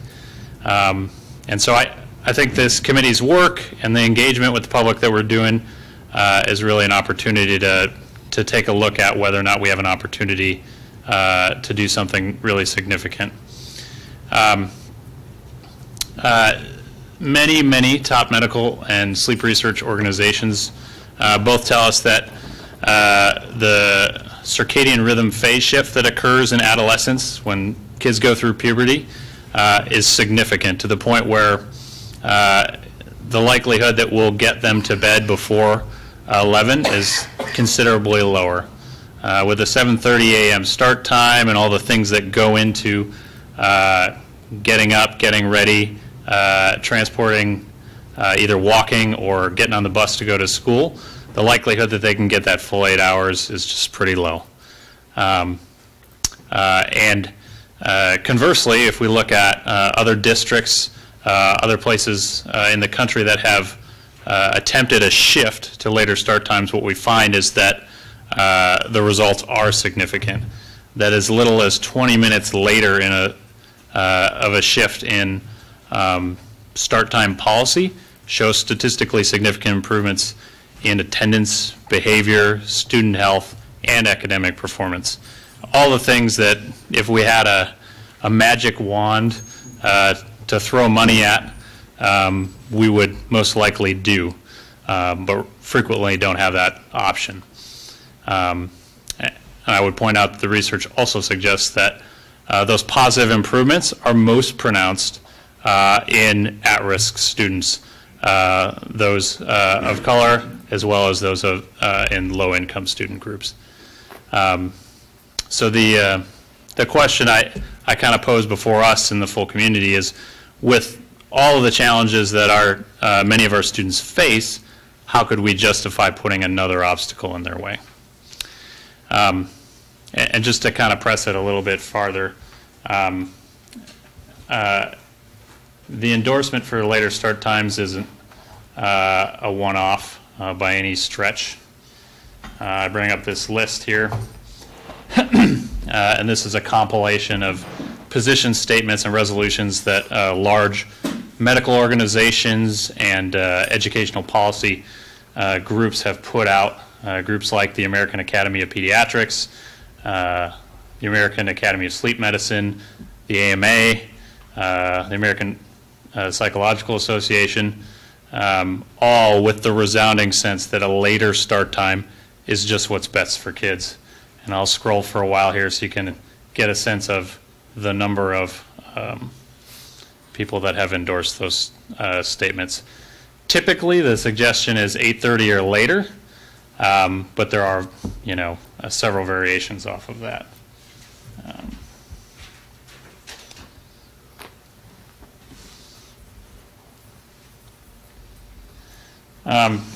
One thing we often talk about is athletics and how do we, or extracurricular activities, and how do we, how could we handle a later start time, given that we might have to transport students to different places across central Illinois to compete. We'll notice here that our start times are clearly the earliest amongst our other competitive high school organizations, with the exception of Bloomington, which is at the same time. And these numbers have even shifted some later within our conference in the last 2 years since we've been kind of taking a look at this. So I think, at least in terms of dealing with it as good as the rest of the conference, I think that's, we've got plenty of opportunity there. So just to revisit the committee, what its objectives were and composition. So the committee that we formed was really to consider alternative school start times on their own, not necessarily dependent upon any other program kind of decision and kind of deliberate those findings amongst committee members and poll the public and talk about what we would recommend back here to the board. So we're in kind of the middle of that process, and we are set to issue a recommendation to the board in the second half of March. Our composition is pretty good. We reached out to the unions that that represent the PFT and the teachers, the support staff, Local 6099. We reached out to Dr. Crott for administrators and parents. Mr. Shaw and I sit on the committee. We've had a number of other administrators help us with different requests. So we have a good group, and we've had a lot of great discussions about the impacts, the alternatives, and where we should go forward. This is sort of our timeline, what we've gone through. So we're here at the board presentation on February 25th. We've had several meetings with the committee, and we've done some real workshopping, talking through what are the issues. What impacts are families going to experience if we make a change. What are the cost trade-offs? What are things that staff might not feel good about, and tried to document them. And that's for two reasons. It's for your understanding. It's also to kickstart the conversation with the community. So in the next 2 weeks, we'll do 3 public forums at each of the high schools, and give members of the school community the opportunity to give us feedback. What problems would cause, what benefits could they see, sort of culminating not only in those public forums, but in an opinion survey, which actually went out tonight. But the whole idea is that we're marching towards making a recommendation by mid-March back here to this board, and that we'll have that opportunity to move on that at the end of March. There are 4 options currently under consideration. The current schedule, we could say, hey, we understand what the science and the research says, but this is the best we can do. That's an option for the committee to push back. There are 2 different shift opportunities. So the current configuration with the middle and the high school, starting first, and the primary students starting on the second tier. We could shift it either 30 or 45 minutes, or reordering the way the primary and middle high go to school. We've called the swap. And then you'll see there with that option that it's separated not by just an hour, but 75 minutes, and that's to reflect a transportation obstacle. So I'll give a little bit of meat on what we've discussed in committee about each one of these options, and then give you an opportunity to ask questions. So the 30-minute shift, we've talked about some pros of it, the sleep side of it. That's 30 additional minutes that kids could get to sleep potentially. Our current configuration with the PLCs at all levels could stay unaltered. Doesn't impact that at all. It is also a free option. It's just a matter of schedule. Some of the concerns that were noted about 30-minute shift, for staff, it impacts their daily schedule, and in particular when they end. Of course, our extracurriculars tend to be more weighted to after school, including athletics, so there's the scheduling kind of conflict opportunity there. And then there could be some constraints on at least when we can start supporting field trips during the day with transportation, when are the buses available.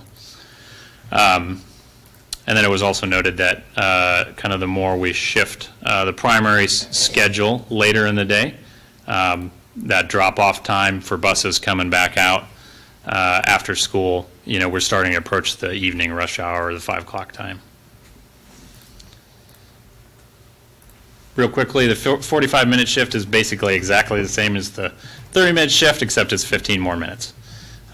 So on the pro side, 15 more minutes of opportunity to sleep. On the con side, another 15 minutes of opportunity to kind of interact with after-school schedules as they exist today.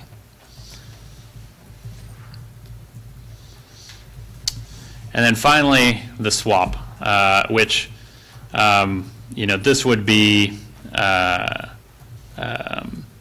least in terms of the alignment of the start times for the middle and high school, this is closest to what all those major medical associations prescribe.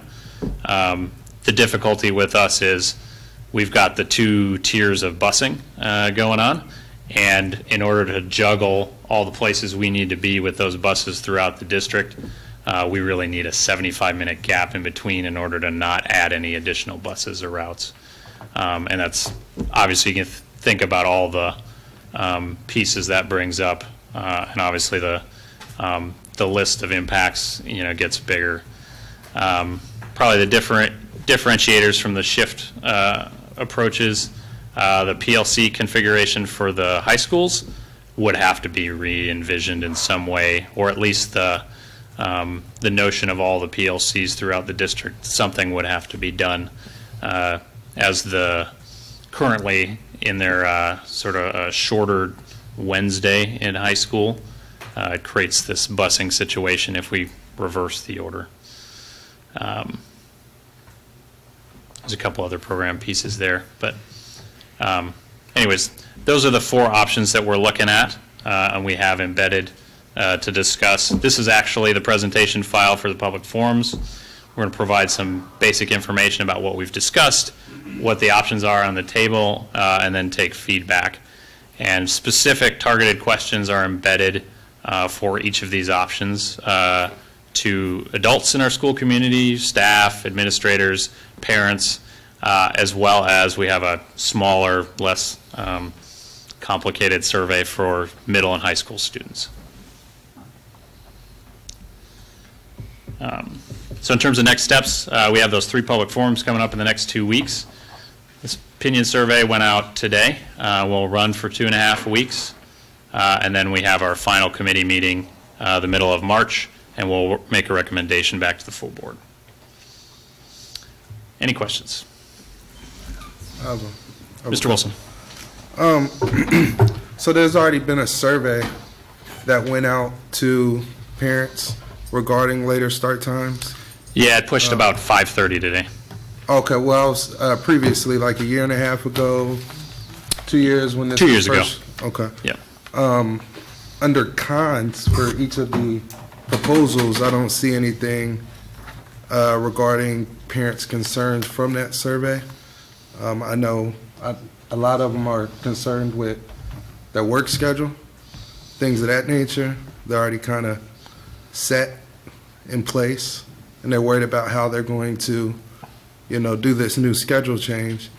I don't see that as a con on any proposal. That's a fair point. We were trying to capture the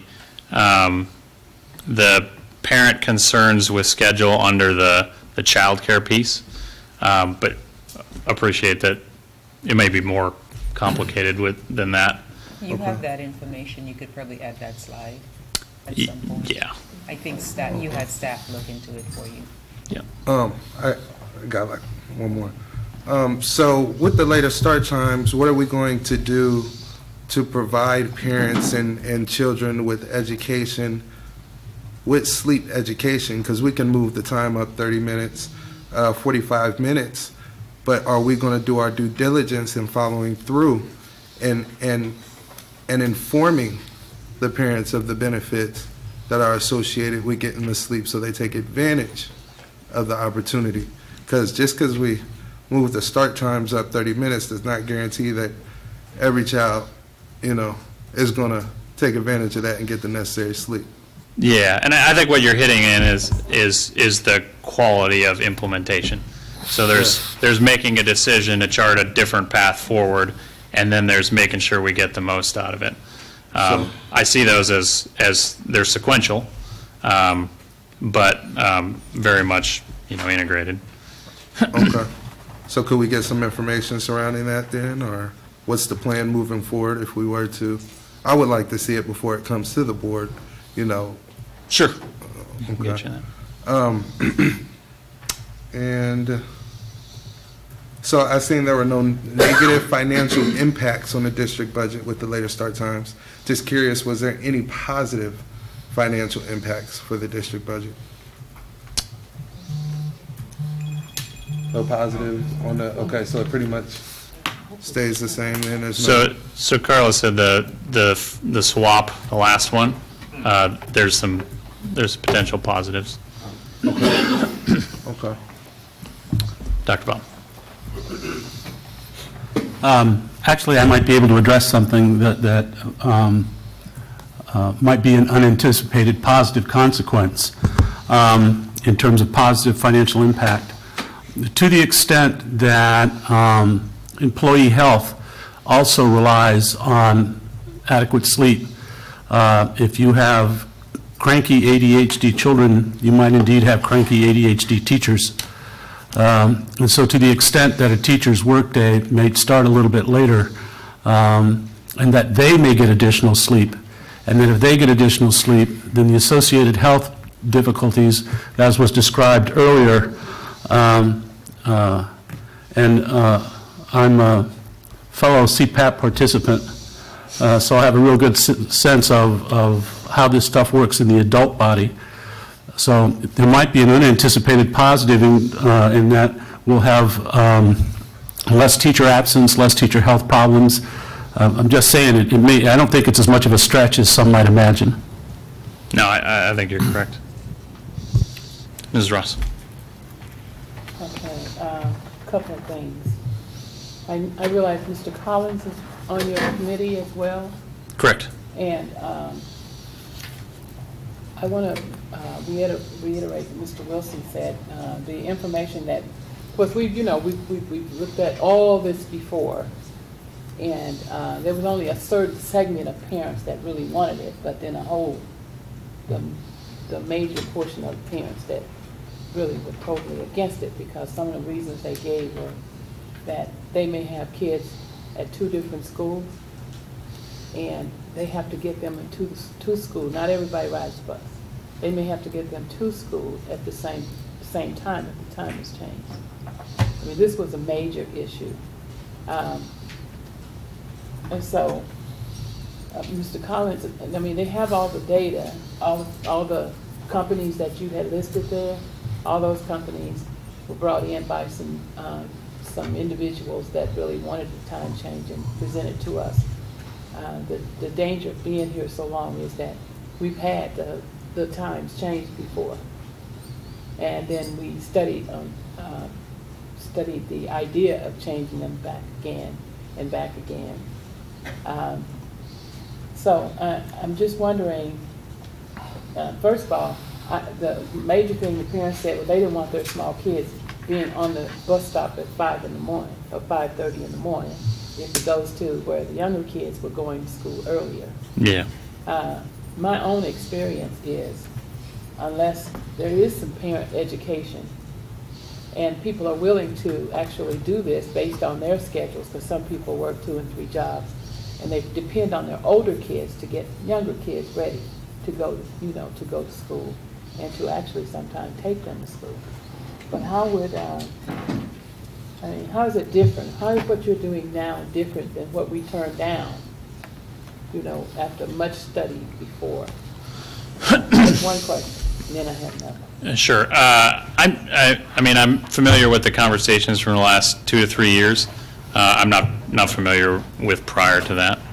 The last 2 to 3 years, the notion of start times was addressed either as a I don't want to say an outcome, but it was connected to either a transportation efficiency initiative or a a need to reconfigure the high school PLC. Having those two issues coupled, in my opinion, did not allow for that conversation to get disaggregated all the way. They were just wrapped together. But for previous initiatives to look at this and consider, I don't know why they were. So you'll be comparing your new survey with the survey that we did before, and it was strictly talking about the start times. I don't think they knew anything about how much the buses would save or anything. I'm talking about parents now. You'll be comparing what's already out there with the new data that you'll receive. Yeah, and to be honest, what has informed us in the areas to poke at more has to do with what we got in the last round 2 years ago. You know, the high level of concern regarding the three-tier start time and how it would create issues related to childcare, supervision, impact after-school activities, right, those types of things. Yeah, I just want us to be careful about, actually, if we're going to get information from parents and mostly from parents I'm concerned about, because it's their children that, would be impacted, that we actually, consider the information that we get, which is what we've done in the past. But again, starting school later for high schoolers or middle schoolers without a real plan. I mean, you don't even really need to change the start times to give people education on how important sleep is and how they should have their kids go to bed earlier, because I'm not convinced that they're going to go to bed earlier because we changed the school time. I mean, I'm experiencing that right now myself. We have bedtimes, but that really doesn't mean that they're going to go to sleep. You know what I'm saying? So yeah, I think it's a fair thing to be skeptical about, and we do need to be diligent about implementation. What the larger medical associations would suggest is that, yeah, it's not a silver bullet in terms of guaranteeing that you get more start time, but the reality is if you're more sleep. Yeah, get more sleep. The reality is that if we bake the schedule in a way that makes it incredibly difficult to get it, we are absolutely not going to get it. So we're either providing ourselves with an opportunity and giving kids a chance to get it and hopefully supporting it on the back end, or we're guaranteeing that they're not going to get it. Okay, so what data do we have already based on the current start times that would tell us that we need to change? I mean, what data are we looking at to say it's not working the way it is? I would say the national research data. I mean, locally here at Peoria Public Schools. I don't know what makes us individually different than the national. I mean, if we have the problems that you're talking about? I spent time going to schools in the fall, and I can tell you that several schools that I walked through at 8 a.m., 30 minutes after the start time, 20 to 30% of the kids. Which means they didn't get breakfast that day. It could. I mean, okay. Well, I'm just saying. I mean, that's why we have national, research organizations, and why we appreciate peer-reviewed research, is that we don't necessarily have to dissect everything on a specific district level. Sometimes there are fundamental trends that we need to be responsive to. Ms. Jackson. I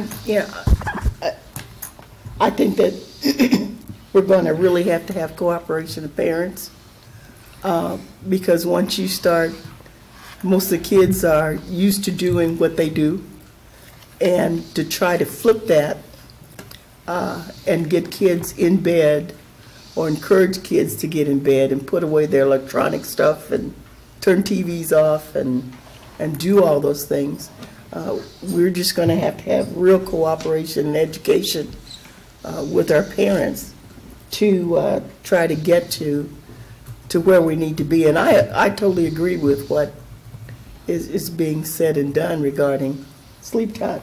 coming from a person that doesn't sleep much at night. So I know what it's like as an adult in the middle of the day when you don't get enough sleep. But have we considered siblings when parents have to be work early in the morning? Siblings that have to get up to get their younger siblings up and to school, or be at home because parents are getting home late. Yeah. And being at the house when the younger kids get home. Yeah, so part of the survey design is intended to reinforce either reinforce or counter what we think is the pressures there. But yeah, absolutely. I think the notion of an impact on preparation of the children for school is embedded there, as well as the notion of after school and are there things that the district could offer perhaps or already do offer that could be of support for flexibility. Any other questions? Mr. Walter? Yeah, so if we were taking a look at the one change here, the 7:30, 8:45, are we talking then the ending time would be 2:30 and 3:45? Is that what we're looking at? Yeah. So, yeah, with the 7-day instructional period, or 7-hour, 7-day, yeah, that's what it would shake out as. We have talked a lot about, I guess, the swap. I think if we were to look at these in terms of ability or ease of implementation from what I've heard from various parents and staff, I mean, this one's the toughest to grapple with. It may align nicely with what the research says, but it's a big lift. The shifts maintain that configuration in terms of older students having the potential to be home to supervise children, or the way the schedule really shakes out today, it's just later. Well, I had, quite frankly, I was in favor of this 3 years ago. There's just too much overwhelming data, and Peoria is not an exception to what's going on nationally. I think it was Baltimore was one of the schools was cited in this that did the 20-minute change and saw a 4 to 5% increase in test scores almost district-wide. It does have that kind of impact, and if you're looking at this, and while we're not going to be able to, kids aren't going to go to bed any earlier, the fact is they're going to have a chance of getting more sleep because we're starting it later. I do think, and I thought, I appreciate the input that the committee's done and the fact that you're going to get input from the parents on this. I really appreciate you doing that, because I think I agree with my esteemed ladies next to me. We're going to have to get input and feedback from the parents as to how this is going to fit. And I also think if there's something we have to tweak with the 7:30 starting time, with the kids staying after, and that's something we may have to provide some assistance to that. That may be something we have to look at if it's a consequence of what's going on here. But I think for the overall net worth to the district, I think extending, especially for the middle school, there's a lot of research has been done, especially when kids get to puberty and start going through that. Their circadian rhythm just changes. They're just not the same. And when the sleep expert was talking, it's true. You know, you've got kids that are in 7th grade that have this phone, and they're at 1 o'clock in the morning talking to somebody, and that blue light disturbs that kind of thing. And we're going to have to do some learning with those kids about that. But the reality is, moving the whole block like that, I think, has really positive consequences. I appreciate the work your committee's done. Thank you. Just one more question. Thank you, Mr. Walter, for bringing that point up. I'm not totally against the time change or anything. I just want to make sure that it's done correctly. You know, what necessarily works in Baltimore won't work in Peoria. There's a lot of different variables that's at play there. So, you know, making sure that that's researched and done well is one of my main concerns. In showing the presentation, you mentioned that other districts in the area have shown improvement, whether that's through attendance and so forth. I would like to see those statistics. I don't see any type of data that we're referring to. I mean, I see links, I can go and click on these links, but around the area is what was specifically mentioned. I would like to see some type of information that correlates with that. Okay. What we can do is we can share the literature review that the parent committee did a couple years ago. That'll be a start, and then we can try to round up what we can from the area. Sounds good. Thank you. Yeah. I just have one more quick question. For the parent forums, are we providing transportation to the 3 high schools? No, we're just opening them up. Okay. Well, I would encourage you to really communicate that out to people so they'll know. And I think sometimes we send things home with the kids. I mean, everything from robocalls to radio. I would encourage us to do that because in many cases only 2 or 3 parents are going to show up because a lot of them don't know about it. Yeah. Thomas, do we have a robocall scheduled on that? Well, we already made one last week, and we're going to do a follow-up one tomorrow, just as a reminder before each forum. So we had a call you and a did make message. one last week? I Yes. didn't get a call, so I was just wondering.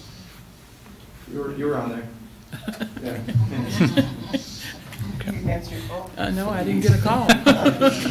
Okay. It shows up on here. All right. Thank you.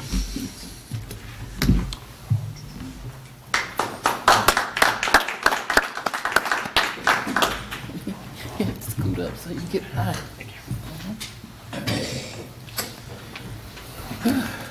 All right. Now you can raise the board. if you like.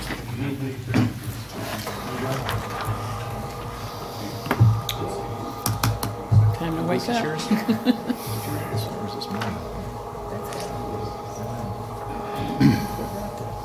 All right. Now we're at the. Oh, Mr. Wolf. Sorry. I do have another announcement that I somehow got buried here in my paperwork. It just said a SIP day, a reminder that Wednesday, February 27th, is a SIP day and a half day for students. Better late than never, I guess. You're good. I also forgot to congratulate Rolling Acres Middle School and Truman School for their boards here. They're very nice.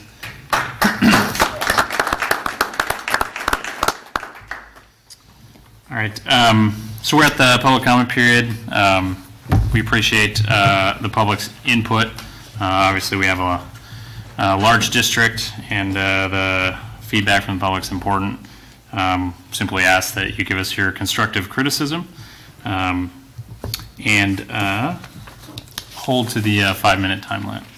So first up is Ms. Sharon Cruz.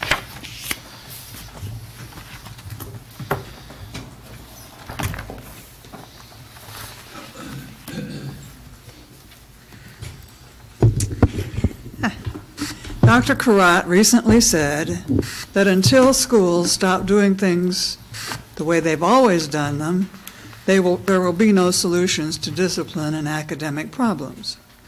Summer school was the old way, and it worked very well. But then it was replaced with credit recovery, with Plato first, then with Compass Learning, and now with some other program. So you see it as the new way, not the old way, that isn't working. In the 1960s, grades for 3 grading periods and a final exam were averaged to get a semester grade. All grades were number grades. A was 93 to 100, etc. Gradually, the new took over. With each change, less and less was expected of students. 40 became the new 0. 2 Fs and 2 Ds had to average to a passing D. Final exams disappeared. The last major grading change, was the policy adopted by this administration. The very needed short-term goals of grading periods were eliminated. First grading period was always the getting to know what the teacher expects grading period. Students earning a passing grade for first grading period were 1/3 on their way to passing the course. Grading period grades provided security. I believe it is possible that the debacle of 17s and the now admitted but still very unclear use of ISAT tests could well have been created by the elimination of grading periods. All of these policy changes, which led to watered-down course content and inflated grades, were supposedly to help students. The result of lowered academic standards and out-of-control discipline problems are the reasons parents are taking their children out of schools. I forgot to say instead that they make the administration look good by raising the graduation rate. Sorry. The result of lowered academic standards and out-of-control discipline problems are the reasons parents are taking their children out of our schools. These newer policies aren't working. In the 60s and 70s, the need for curriculum changes were often brought to the attention of the superintendent and curriculum director by teachers. Then teachers who would be affected by the changes were assigned to committees to form plans for change. More recently, the superintendents read a book or buy a program and present an idea. Then Wisconsin Avenue administrators work on a plan. Then teachers with no input are commanded to carry out the superintendent's plan. The last 10+ years of changes have not worked. The newest idea is to allow high school students to choose a career and then choose what they want to learn. Who is going to plan the curriculum to fit the desires of individual students? The really old system provided great career education through industrial arts, home ec, business, and other electives. Now, students in the suburban schools and private schools will be gaining a comprehensive liberal arts education that will serve them well as preparation for college and almost any career they could choose in the future. Meanwhile, our students will be engaged in the pie-in-the-sky experiment. Coming from the chaos of most of our middle schools, our students presently do not have the educational background to make a wise career choice or to choose course content. These student-run classes require much more planning than do teacher-run classes. Also, to be effective, this kind of curriculum requires small classes of no more than 15. District 150 does not have or cannot attract or pay teachers for smaller classes. Please save your idea for consideration after you end the discipline problems in all schools K through 12. And certainly, the wraparound program is a good start. Thank you.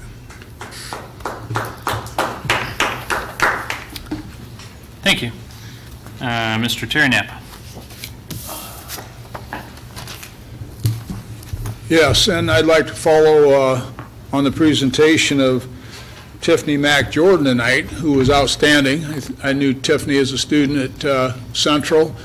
She didn't mention that she was president of the Peoria Track Club for youngsters and worked with my son. My son was the founder of the Peoria Track Club, and they all realized that track is an important sport that can, what I want to say, catapult students to success in college.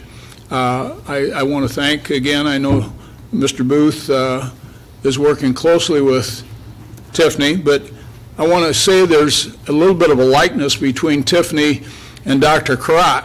I go to events all the time, and I see Dr. Karat there all the time. She probably gets tired of seeing me because we seem to be at the same games and same activities. And I always see Dr. Karat with her arms around a child, whether it be at high school games or middle school games or whatever. Derek's the same way. I'd like to think that I'm kind of the same way. I want to share with you an experience I've had over the last 12 years with Hank Thomas. Hank Thomas is an athlete who went to Lindbergh. He went to Richwoods. His parents, Charlie was a coach at Woodruff. He went to Washington High School. He's in the top 10 all-time scorers at Eastern Illinois history. His son and his wife, by the way, was Teacher of the Year in Illinois, as you all know, a proud teacher in District 150. But Hank just finished, or is in the process of finishing his senior year at Eureka. He's been there 4 years. He's going to graduate on time. But more importantly, what the Journal-Star has not chosen to write about, and I don't even understand the Journal-Star, that's why I stopped taking it after 60 years. I can't stand it. You know, they do a poor job. But anyway, Hank played 4 years at Eureka, and if you follow, they won a game the other night, 161 to 147. They played Greenville, and Greenville is one of their nemesis. But anyway, Hank went down on the last day, I should say. Eureka was 1 game out, and they had to win, and the team that was leading them had to lose to a much lesser team. As it were, events occurred, and they qualified to be in the top 4 teams for the tournament. They went to the tournament, beat Greenville again, scored 160 points again. And Hank, I'm proud to say I got to watch him for 12 years, but I got to watch him also. He's in the top 10 all-time at Eureka in points scored, assists, free throw percentage, and is basically the second leading free throw shooter in the nation at 93%. He's phenomenal. He's dedicated himself to something, but more importantly, he's graduating on time. They are now in the national tournament. They beat Webster in the championship game of the SLEAC, which is the St. Louis Intercollegiate Athletic Conference. They play in Lincoln, Nebraska on Friday at 7:30 in the national tournament. This is not small time. It's big time. And Hank Thomas and his family should be very, very proud. And more importantly, District 150 should be proud. And more importantly, Peoria should be proud. And there's just a total lack of anything in the paper. And I watched this. I've been going to Eureka games all 4 years that Hank played there because I love Hank Thomas. Hank Thomas is a competitor. He's not always, a good citizen on the court. He takes advantage of the situations he can take advantage of. He's a player. And Derek knows what I'm talking about. People like that don't come along too often.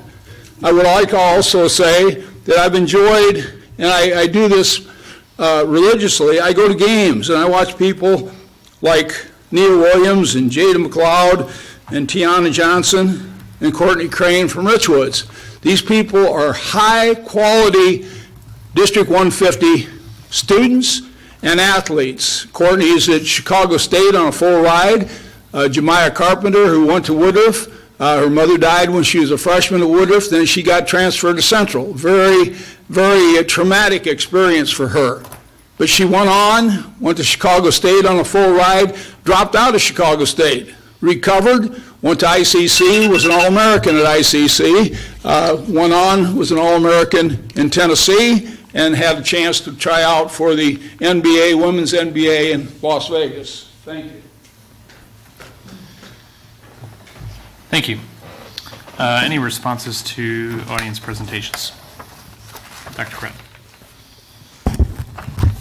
I really appreciated and enjoyed Mr. Knapp's feature of the young people. He captivated my attention. I remember Hank also as a little kid, and he was amazing. So it's nice to hear that they're in the national tournament, and we wish them very well. We love the president over there. She does a lot with Peoria Public Schools. We have a great collaboration. And thank you for all that you do. I know He's also the most valuable player in the tournament. Awesome. And you're right. I know you love your sports, so we appreciate you. And thank you, Ms. Cruz, for your update. Dr. Bob. I'd also like to thank our colleagues for commenting tonight. I just wanted to add that there's more than one way to become a national champion and a state champion. And just want to remind folks that the WCTC Culinary Program students were state champs last year. They're state champs this year. And this year they're in Washington, D.C. competing for a national championship. And by golly, I think that needs to be recognized. Thank you. All right. Moving along. Informational items. Dr. Crott. Yes, thank you, President Adler.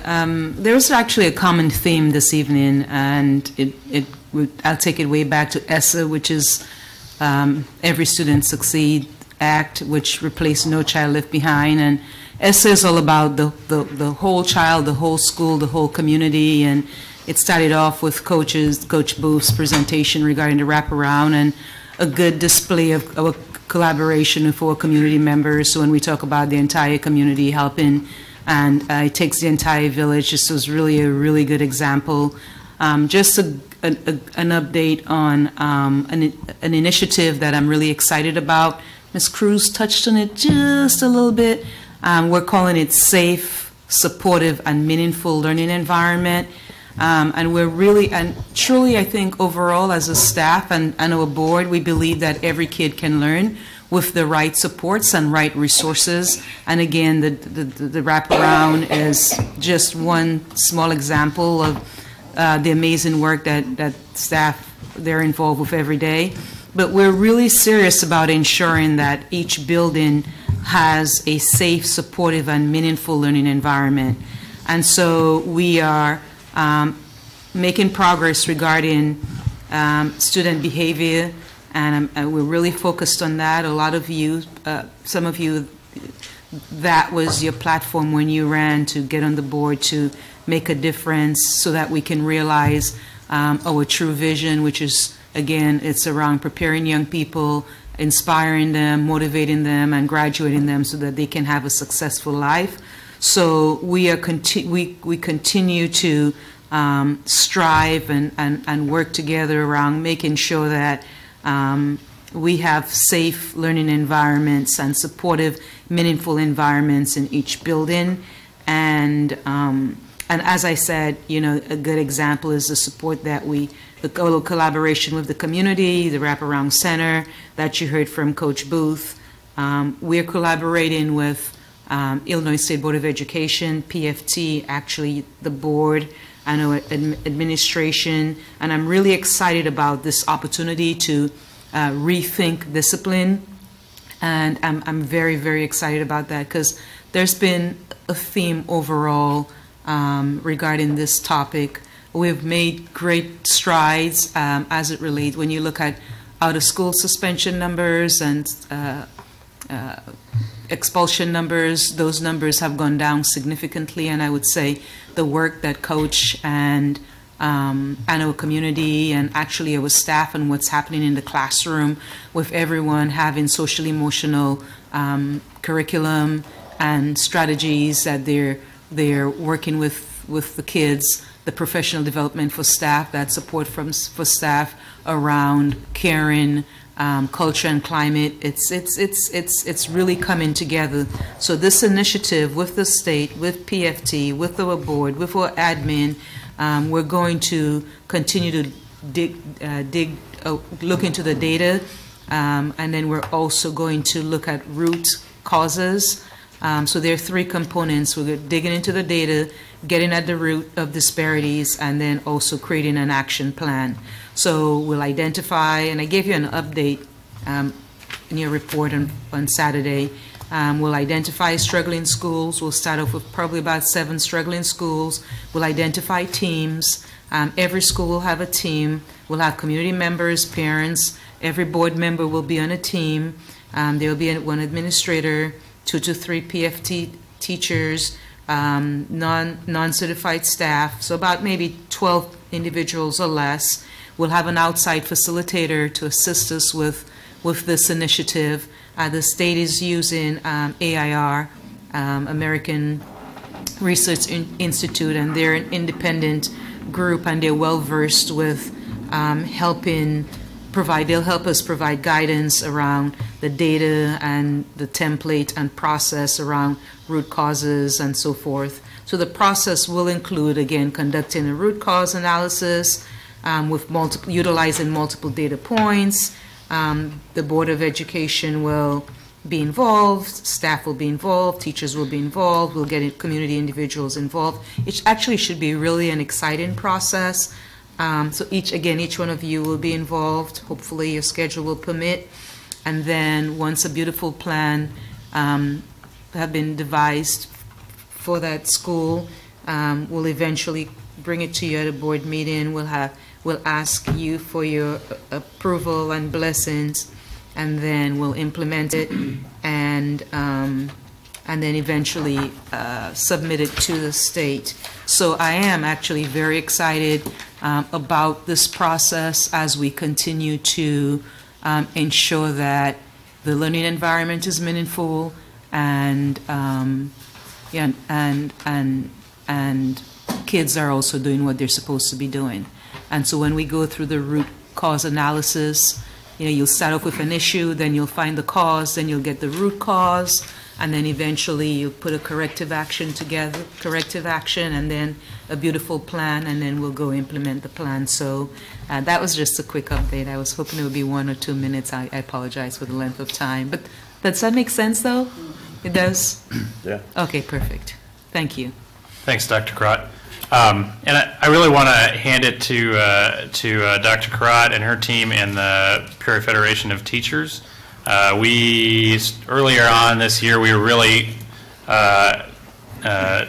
talking a lot about how do we concentrate some activity around the student behaviors and addressing them in a meaningful way.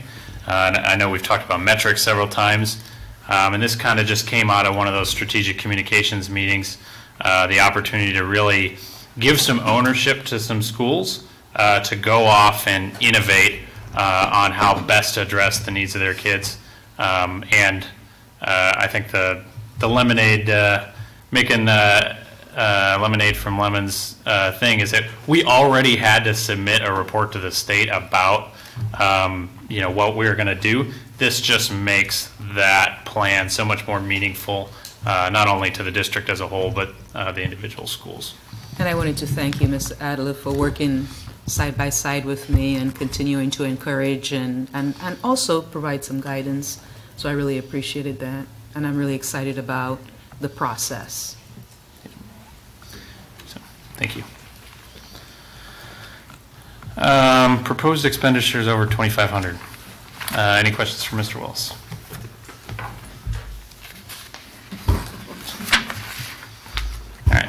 Report of requests under the Freedom of Information Act. Thank you, President Adler. Since our last board meeting on February 11th, we received 2 requests.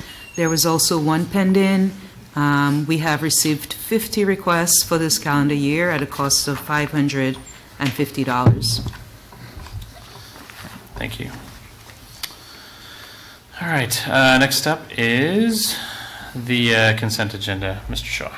Thank you, President Adler. The items on the consent agenda are as follows. Item number 1, gifts to the school district. This meeting, $100, year-to-date, $56,350.09. Item number 2, payment of bills. Item number 3, payment for travel. Item number 4, human resources report. Item number 5, field trip approval, WCTC culinary program, students to Washington, D.C. Item number 6, purchase of used school buses. Item number 7, license agreement with the University of Illinois. Item number 8, memorandum of understanding with the Peoria Federation of Teachers, Local 780, regarding the work schedule and pay of daily rate speech language pathologists. And item number 9, settlement agreement with Sophia Jefferson. And that is the entirety of the consent agenda. All right, thank you, Mr. Shaw. Are there any items that individual board members would like pulled for a separate vote? Mr. Walter. Number 9. Thank you. Any other items other than 9?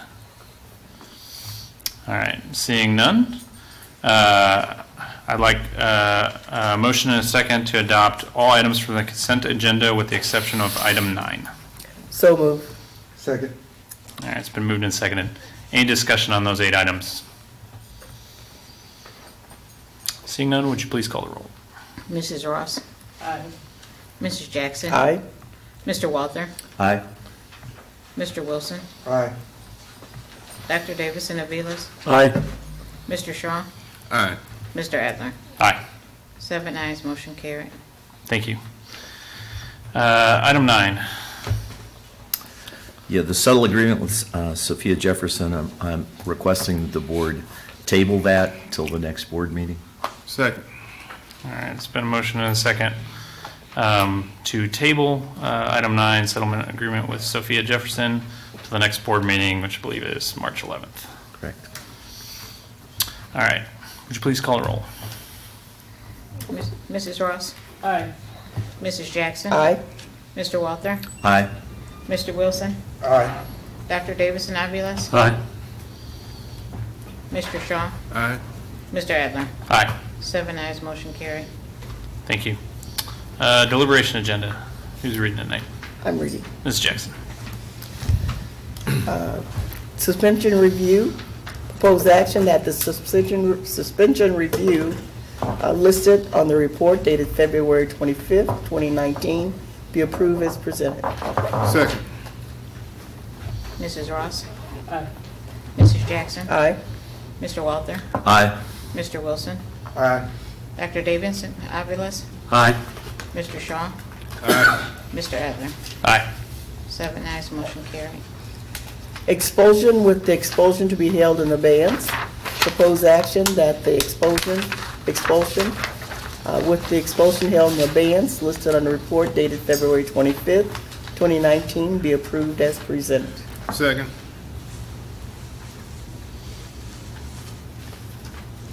Mrs. Ross? Aye. Mrs. Jackson? Aye. Mr. Walter? Aye.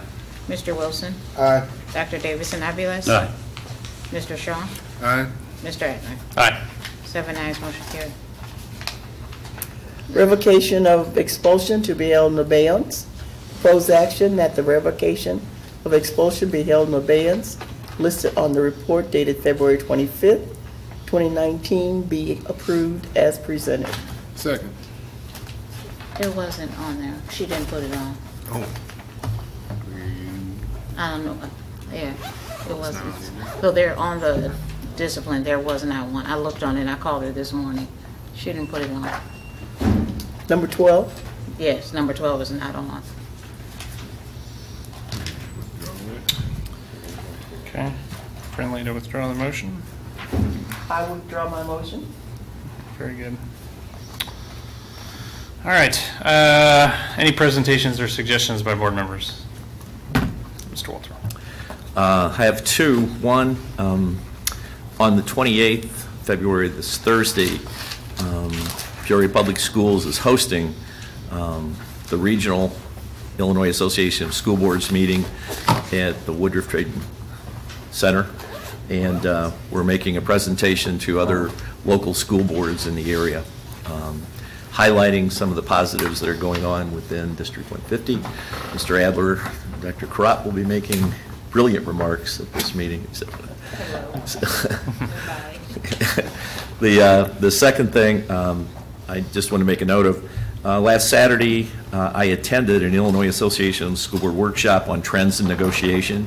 While I'm not required to, I'm going to do a brief report to submit to the board at the next meeting.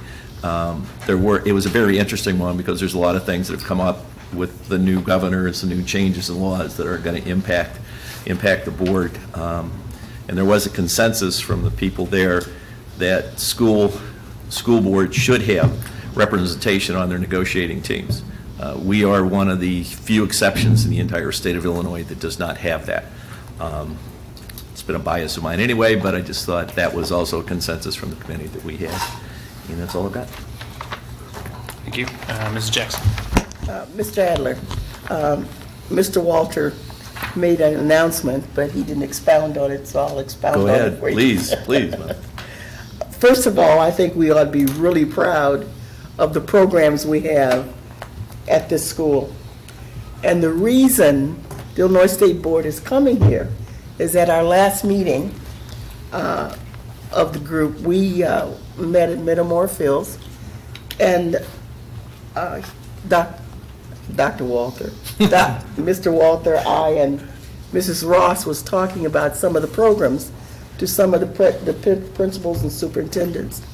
And they were excited about the programs that we're doing here. They're especially excited about the programs that are certificated programs. And one of them being our our culinary area. They were so excited they wanted to hold the meeting in Peoria at Woodruff High School to be served by our culinary group. And they want to talk about all of the programs that we're doing in Peoria at Peoria Public Schools. So we invited them because we're really proud of what's happening in this district. So that's the reason we're having the program. We'll be fed by our culinary group, and I'm sure the food will be great. So everyone needs to know that all the things that we're striving to do here in the district, other districts want to see what we're doing. So I'm just absolutely pleased that we can present this to them, and we want the community to know that all their work working with us isn't in vain. We're doing some great things. And I've made arrangements to charge you $25 a head. That's a joke. Showing them how it plays in Peoria. So, Mr. Walther, will you give us that date and time again so that everybody knows? I would be glad to, Dr. Bob. That would be this Thursday.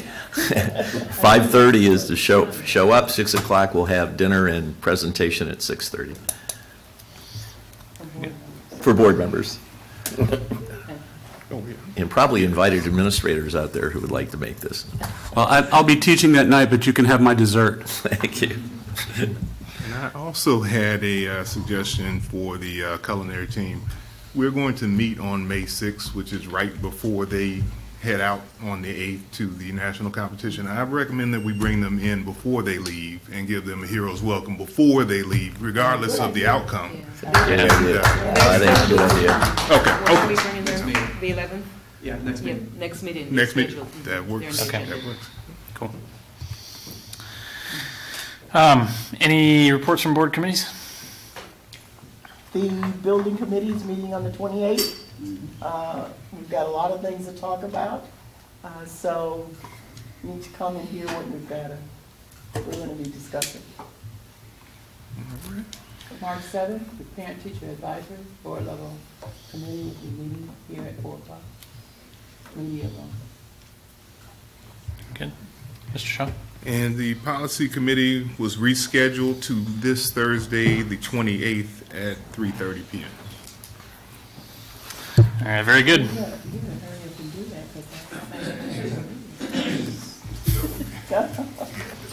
Mr. Shaw runs a tight schedule. We'll be fine. Seeing no other business for the good of the public, we are adjourned. I think it was a good recommendation on postponing. No, I did.